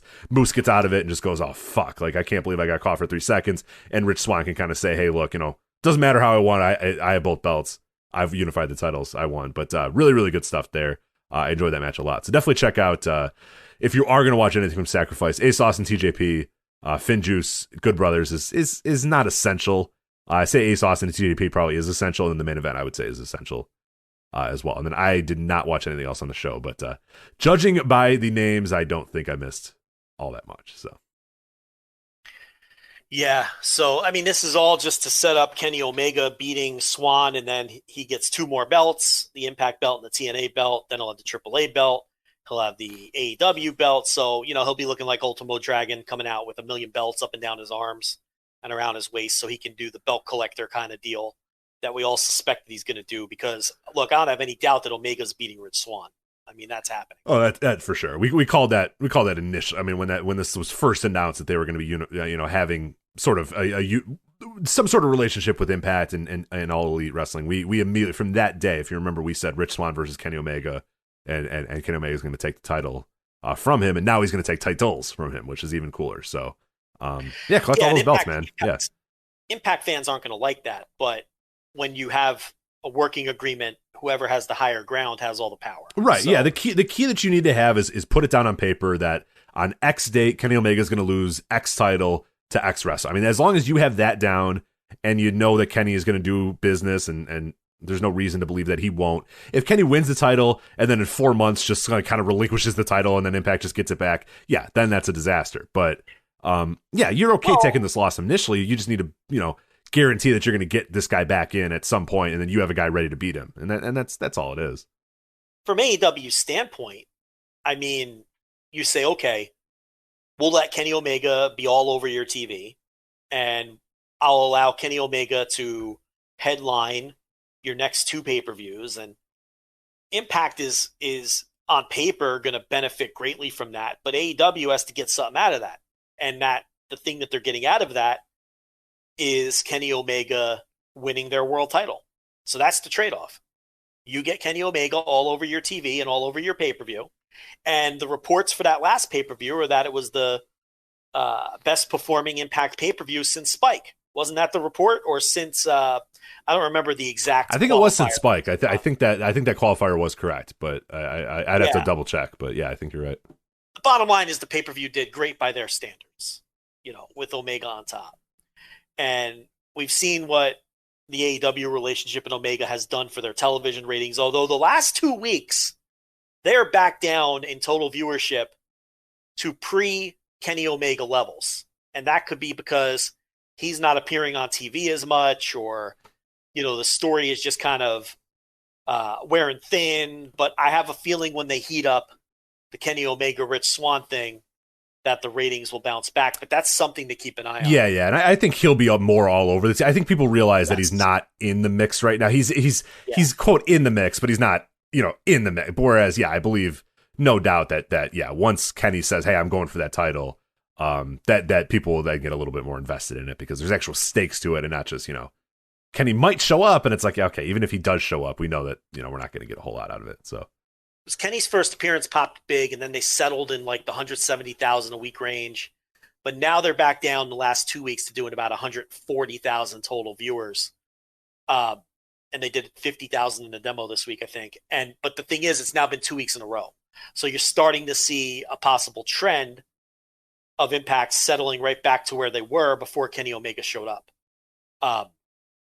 So that's something to keep an eye on. But I think with the pay-per-view doing as well as it did for a 6-man tag, I think Kenny Omega versus Rich Swann for all the titles is going to do very well, again, by Impact standards on pay-per-view. In fact, I think that's going to do incredible. I think a lot of AEW fans will pay for that one. Yeah, because that's a really. You and I both were on the record as saying that I would go with Moose as like my representative and my guy, but I think Moose is maybe the better guy to beat Kenny Omega. You know what I mean? Like that's the guy that I would have maybe. But Rich Swann is probably the best dude to face Kenny Omega because everybody knows that that's going to be a good match, and I think most AEW fans are probably somewhat aware of Rich Swann from some way, shape, or form, whether the Indies or maybe WWE or the Cruiserweight Classic or whatever. So yeah, no, that's a match that every wrestling fan should be interested in tuning into. And if that's like the last thing that Kenny is going to get, the last titles that he's going to get, like that's a big deal as well. So I'm with you. That has the potential to really do well on pay-per-view to see, hey, are they really going to have Kenny win all these titles? And those are just two good professional wrestlers with some good names, that would main event a pay-per-view. And I think I'm right with you. I think that would do well. Yeah, I think people know it'll be a great match because it will be a great match. But look, Kenny Omega's not losing either of those titles back until he loses that AEW title. I mean, you can mark that down. I mean, they are not going to allow him to lose to someone in Impact before he loses in AEW. So he'll lose the AEW world title before he loses those Impact titles. I wouldn't even be shocked if he just at some point never loses those titles in the ring. I mean, AEW has all the power here in this relationship. So, I don't think he's going to turn around and lose to Moose like a month later. I'm not saying that you're saying that either, by the way.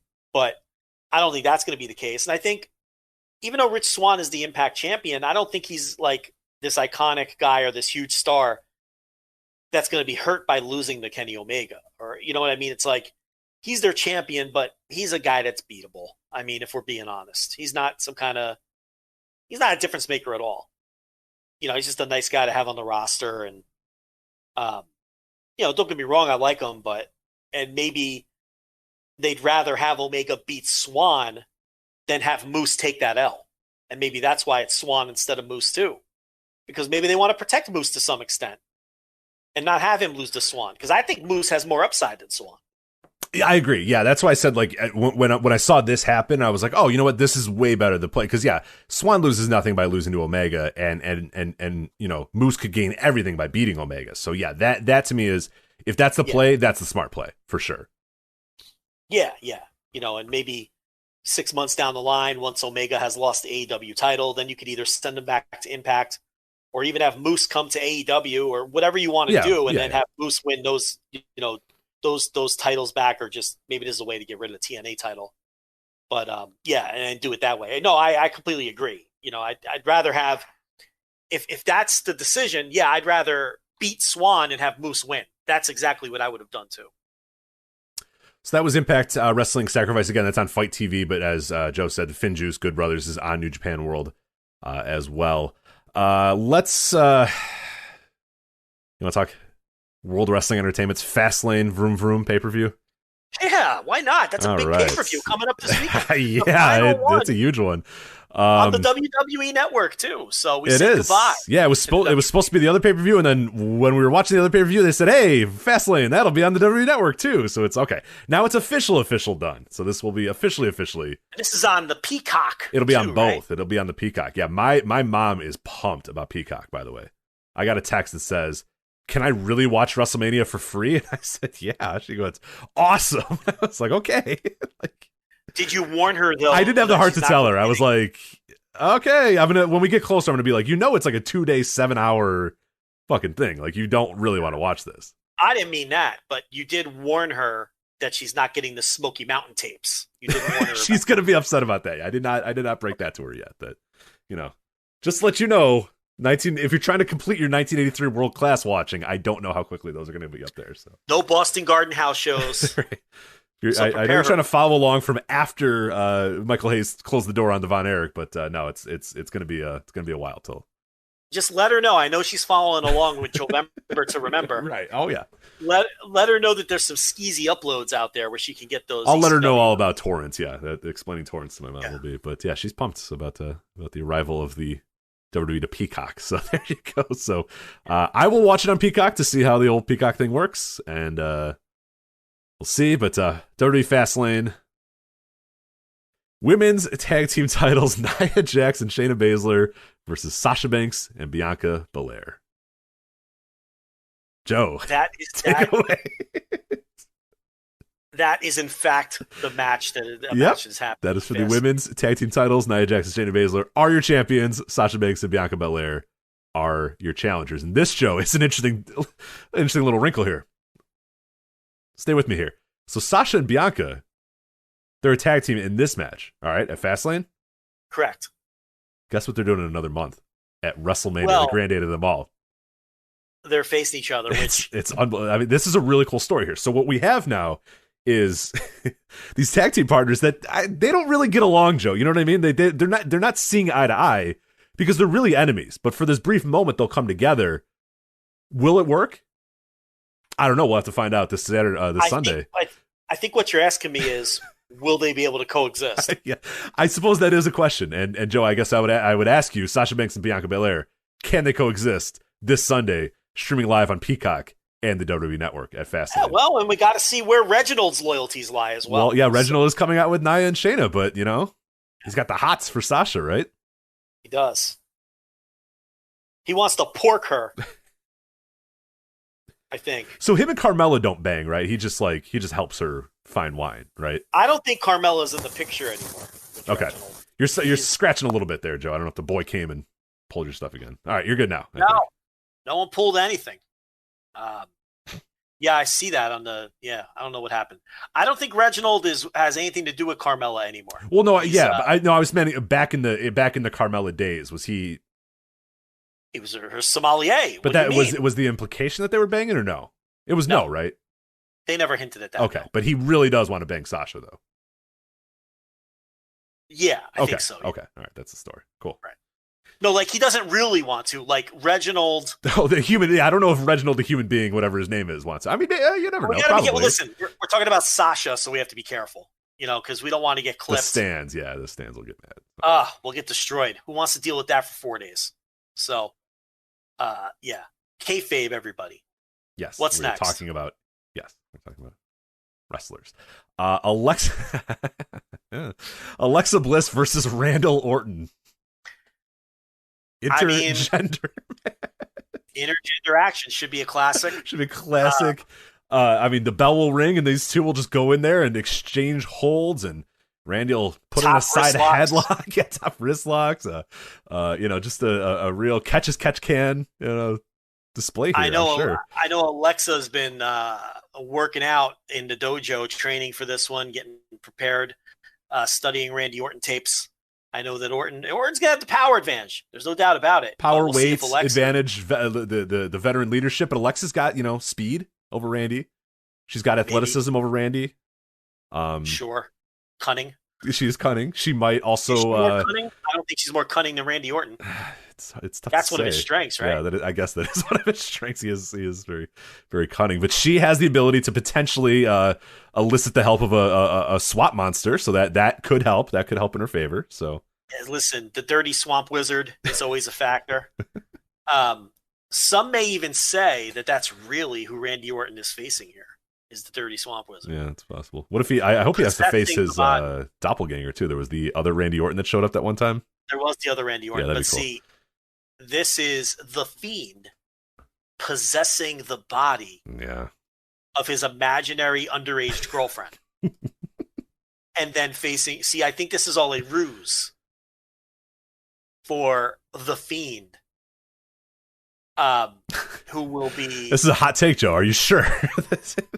I have untangled the web. Unbelievable. Okay, so what you're telling me is that this woman that I saw on World Wrestling Entertainment's Raw is War program this Monday, who was oozing black goo out of her mouth, challenging one Randy Orton to a match this Sunday at WWE Fastlane on Peacock and WWE Network. You're telling me that this woman maybe is not really a woman and is actually the Fiend? I believe that the Fiend is up to his old tricks. Okay. And is using this to get Randy Orton in the ring. And I believe the Fiend is going to make an appearance in this. I know I'm going out on a limb here. This is tough. Yeah, this is you're going to have to defend this if it doesn't work out, but I've been studying the Fiend lore, and I think that's where we're going. Going through Reddit. I mean, I've had a chat with Joker Da Silva, and we worked it all out, and he seems to agree that we think this is the Fiend possessing the body of his imaginary underaged girlfriend to get into the ring with Randy Orton. All right. I have a feeling, Rich, we're going to see some magic and chicanery in this. It's a good possibility. That's my prediction. Well, I think that they're just going to go in there and have a wrestling match, Joe. So we'll see who's right.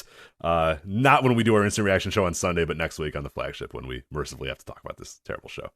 I'm not doing it. Could you imagine doing an instant reaction to this fucking show? I mean, Sunday? I could. I'm up for it. No, don't you have March Madness? You have basketball. You have something. That's a good point. Go Fuck look that. at stars. Yeah. Go outside. Go for a walk. Yeah. Stare at the sun. Cook food. Repair my relationship with the boy. Yeah, do anything. Jesus yeah, Christ. absolutely. Do not spend an hour talking to me about this show on Sunday. Jesus. No, God almighty. can't do it. All right. Drew McIntyre versus Sheamus. This is match number 3. This is the third match, yes. Yeah. And also the third match we have talked about on the show, this Fastlane review or preview. Yeah, I mean, the match on March 1st was a little overrated, as you would imagine. Because, when there's a good, solid WWE match, you would think that, it was Savage Steamboat from WrestleMania 3. I think it's Masawa versus... yeah, it's Kobachi Masawa. And then you go and you watch it, and it's like, it was fine. They had a good little match on March 1st, and then they had the match the following week where they bashed their stare-covered heads into each other. That was weird. And now they're going to go at it again here. So, look, it's a trilogy in the vein of Flair Steamboat. So this will be the I don't even know if it's the rubber match because I don't know who won the second one. But I'm just filling air, Rich. There you go. You're doing a great job here. Big E Langston versus Apollo Crews for the IC title. Big E's a double champ now. They won the tag title again. The New Day. Yeah. Oh my God. They had a cool story there with the Hurt Business having all the titles. There was that cool picture of them having all the belts and looking like $1 million, and they just fucking have the New Day win for the 11th time. They're your 11th time. Okay. Tag team champions. They have won the tag team titles 11 times. Could you recall 3 of those title changes off the top of your head? Okay. Just 3. 3 out of the 11. They beat the Usos. No. I want specifics because anyone could just say, they beat the Usos. I was going to say they beat the Usos a bunch of times. I believe they beat the Usos at a WWE Elimination Chamber one time. I'm going to take your word for it. Or a Hell in a Cell. It was one of those. It was a cell or something. Okay, I think we're back now. Okay, I believe. We're back. Okay, I do not know what happened. That was the weirdest error I've ever had on my computer, and it has me very worried. So, hello. I will say that I challenged you to name 3 New Day title wins. And I made up a fake computer problem to get out of it. So that was... No, I thought you were thinking for a long time. So you're like, Rich, all right, the bit's over. Let's go. Yeah, and I didn't realize that until you texted me that you were actually knocked offline. I thought you were just giving it a think. The point is, I know you can't complete that task. So, yeah, I think there was a Hell in a Cell match between the Usos, and I don't know the other 10. So there was this match against the Hurt Business. There was the Usos Hell in a Cell, and then I got nothing for the other 9. Then I guess. Yeah, they beat Enzo and Cass probably, maybe I don't know. I don't think Enzo and Cass ever won the. Oh, that's true. Maybe they didn't. Yeah. They beat the Usos 9 times. I don't fucking know. Who cares? Didn't they just beat? I'm pretty sure they recently beat Cesaro and Nakamura for the SmackDown titles, right? Okay. Kofi and Woods. I was gonna say different New Day team, but yeah. Kofi and Woods. Oh, I'm sure they beat Morrison and Miz at some point. Yeah. You know what? Here's what it comes down to. Who the fuck knows and who the fuck cares? That's really what it comes down to. Big E versus Apollo Crews. Apollo Crews, who is now a Nigerian prince. A Nigerian prince with a giant fucking, what would you call it? It's the entourage? No, well, there's the entourage. It is a giant entourage too. What's the thing? He like a spear, but it's more elegant than a spear. But I guess it's scepter. It's not quite a scepter. It's undeniably a spear, but it just seems a little too like, it's not a wooden spear. It's like spear, it's a decorative one. So I don't know I don't know if it's still called a spear, but yeah, there you go. Whatever. What else is on this show? Then all you have, Joe, one more match here on WWE Fastlane. More matches potentially could be made in between here. Roman Reigns versus Daniel Bryan for the Universal Championship, with the caveat that Edge or Jey Uso will be the special guest enforcer. I'm assuming we'll figure that out on Friday, but I would be lying to you if I knew that was the case. So that's apparently either Edge or Jey Uso will be the special guest enforcer of this Universal Championship match between Roman Reigns, the head of the table, and Daniel Bryan. Well, now that they have to sell actual tickets for WrestleMania, do you think that they somehow wedge Daniel Bryan into the match and make it a three-way, since Edge is as cold as ice? Ooh, that's an interesting development. I never thought about that. Yeah, you're right. I mean, dude. First, what I think you do is you float the Roman Edge. You see how tickets go, and if they don't go quick, then you figure out a way. Well, there's undoubtedly no interest in Edge. Oh, God, no. I mean, God, no.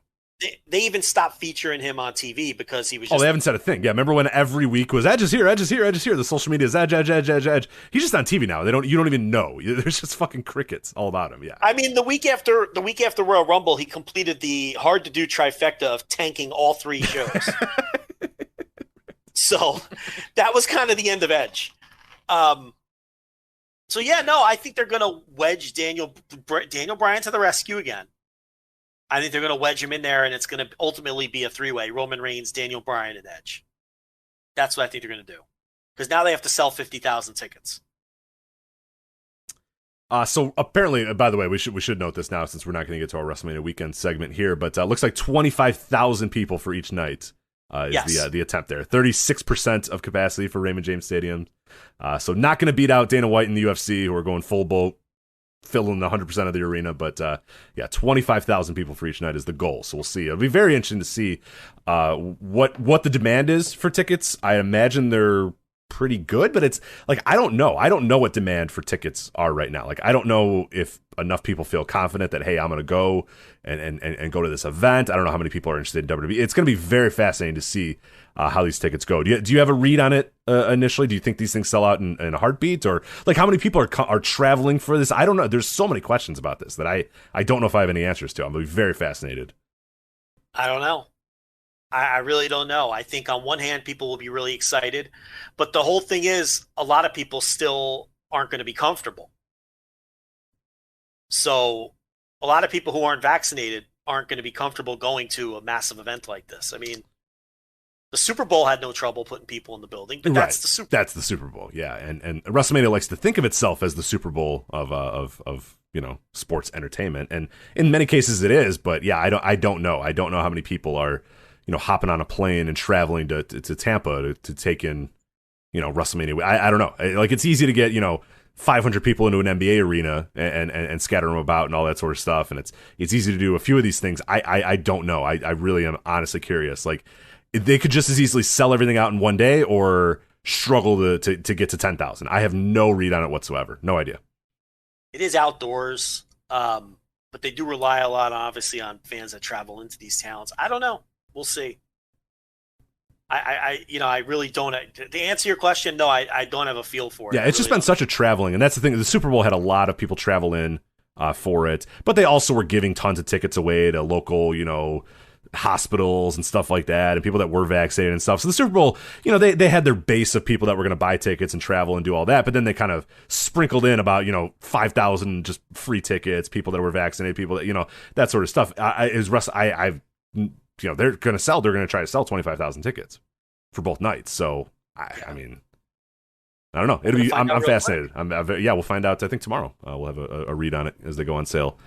Tomorrow. But that, Joe, is WWE Fastlane on the WWE Network. Sure, I gotta tell you, sure feels like a huge show. I know. I'm salivating thinking about just spending my Sunday night watching this thing. So cannot wait. All right, final topic here, and then we'll get out of your way so you can watch some college hoops. NWA is returning this week with Back for the Attack. The event will air on Fight TV, voicesofwrestling.com/fight, by the way, if you want to order that show. Help us out a little bit, voicesofwrestling.com/fight. The card, real quickly, I'll run this down, and we can kind of give our thoughts on what we think of the NWA right now. NWA World's Heavyweight Title match, Aaron Stevens versus the champion, Nick Aldis. NWA World Television title, Tom Latimer versus the Pope, Elijah Burke. The Pope is your current champion. Number 1 contenders match for a Serena Deeb's NWA World Women's title, Thunder Rosa versus Camille. Crimson versus Jack Stane versus Slice Boogie versus Jordan Clearwater. That's on the show as well. We also will... The only reported things otherwise are that Chris Adonis, the former Chris Masters, will make his NWA debut, and Tyrus will make his NWA debut. Of course, Tyrus, the former Funkasaurus. Tyrus is wrestling JR Kratos. Oh, did that officially got announced then? Yeah. Okay. Well then, Tyrus versus JR Kratos. Sorry for not having that. I don't know who Chris Adonis is facing. The world title match, Aaron Stevens is going to wrestle it straight without the gimmick, because it's like for Josephus, in honor of Josephus. So that's going to be just a straight. They're going to attempt an old school NWA World Title match with that. The TV title match, Elijah Burke won that title on one of the UWN Primetime Live deals, and Tom Latimer. Look, this is a mix of guys that they had been using previously who survived through the pandemic, still under contract, I guess. So you've got your Aaron Stevens, your Nick Aldis, of course, Latimer, Camille, Thunder Rosa, and then with a mix of some new faces like Tyrus, Jordan Clearwater, people like that. Jax Dane had actually been part of NWA right there at the end before everything shut down. So obviously with the Crimson connection, remember they were VOW. Crimson and Jax Dane. We won the war because they're. Yeah, we sued their asses. Yeah. And, we run the rights to this very prestigious lettering. Which can be bought, by the way, if they want to pony up a little sure. cash. You guys can have it. So just write that check. We'll talk. We told them in court. We said, listen, if you want the VOW names, Crimson and Jax Dane, all you have to do is pony over $1 million, and it's all yours. And they balked at that. Mm-hmm. So you know what? And the price has increased a lot in the last year. Let me tell you that. It has. Our value is skyrocketing. $1 subscriber at a time. So it has just skyrocketed. So I might not even take their million at this point. But mix of old names and new names. I don't know what it's going to look like. There's obviously no Dave Lagana. There's obviously no Josephus. There's obviously no Dave Marquez, who announced that he is not part of the sort of re-debut coming up this weekend or going to be part of Power. Some of the old, obviously Billy Corgan is back. Crimson is still in the mix. From what I understand, Simon Diamond is a part of the office now at this point. I forget his shoot name. Pat Kenny, maybe? Is that his name? Pat Kenny? I don't know if I know his real name. I think I only know him as Simon Diamond. So I think it's Pat Kenny. But he's in the mix now. So you've got some turnover in the office. So that means you're going to have turnover in the vision and how everything is presented. I'm curious. Look, the pay-per-view doesn't look great on paper. I will watch it. And I'll be into Power and see what kind of form that takes on Fight TV. But I do expect it to be different. Look, they lost some talent. They retained more than I think people thought that they would. I really thought it was an overtalked talking point when people were saying, oh, they're not going to have any wrestlers and they're going to fold. I never thought that was going to be the case. They didn't have a ton of overhead while they were gone. Some of the people were going to stick around. They did lose some people, but I didn't think they would, Thunder Rosa, for instance, I know, that she re-upped with them, for instance, and there's still some familiar faces there. I knew they'd be back, and I knew they'd still have some of these familiar faces, and, they're mixing in some new ones, and we'll see who sticks and who doesn't. And I'm curious. I'll check it out. I'll go in with an open mind as usual. Yeah. Oh, I mean, I think you and I are always in favor of another place that potentially pays well existing. Like, I have no issue with that. So I hope they do well. You know what I mean? Like, that it'd be a great spot for a lot of people. It's a great kind of in between indie for a lot of people to kind of cut their teeth. And we've talked about it before many times. NWA Power and the 10 pounds of gold and all that sort of stuff. There was a lot of people that improved tremendously, and it helped a lot of people's career in a short amount of time. And yeah, any other options out there that are well funded, that are, our effort is being put into them, like that is always an asset to every single wrestler. A professional place to work. Yeah, it's great. Yeah, knowing you're going to get your paycheck on X amount a day, knowing what's going to happen, having real human beings behind the company. It's not some fly-by-night operation. It's that stuff matters. That stuff is so important in wrestling. So yeah, losing them would suck because it'd be one less legitimate place for guys to work. So it's cool that, hopefully it goes well. I don't know. Like, I'm not as ambitious about it, and some of the choices, like, I don't really know that I would get Tyrus. Like, I don't know what the benefit of that would be, and it did obviously bring a little bit of negativity. I don't know how much, but I don't know. He's not a guy that I would really ever call because I don't think he really brings much to the table anyway. And then has his pretty interesting past as well, where even fucking Fox News is like, we're good, dude, so go away. I probably wouldn't have called him, but all the other guys, I'm like, yeah, whatever. Everyone else is fine, really. I mean, yeah, I don't know. It's not going to be enough negativity to be meaningful, I don't think. But look, here's the thing: the existence of the NWA is good for wrestling's ecosystem. Yes. That's the bottom line. It's a good place for people to come in and improve their game and sharpen up. It's a good place for some of these veteran wrestlers to keep themselves in the spotlight and get steady work and keep their pulse going in the business. It's a good place for fresh new talent to get some eyes on them and possibly break through. It's good for the NWA to exist in the pro wrestling ecosystem. It's good for MLW to exist in the pro wrestling ecosystem. It's good for all these places to exist, whether they're your cup of tea or not. So I'm glad they're coming back, and I'm glad Power's coming back. The previous version of Power, I don't know what the new one's going to look like, but the previous version of Power was an easy, enjoyable 1 hour watch for the year and a half or whatever that it existed. I liked it. It's just laid back, easy wrestling television. Simple. It helped make some careers. It helped keep some careers alive. And, they did what they could during the pandemic. The 3 shows that they ran that, I forget how they branded them. They weren't called Power. They were called something else. Look, they weren't that great.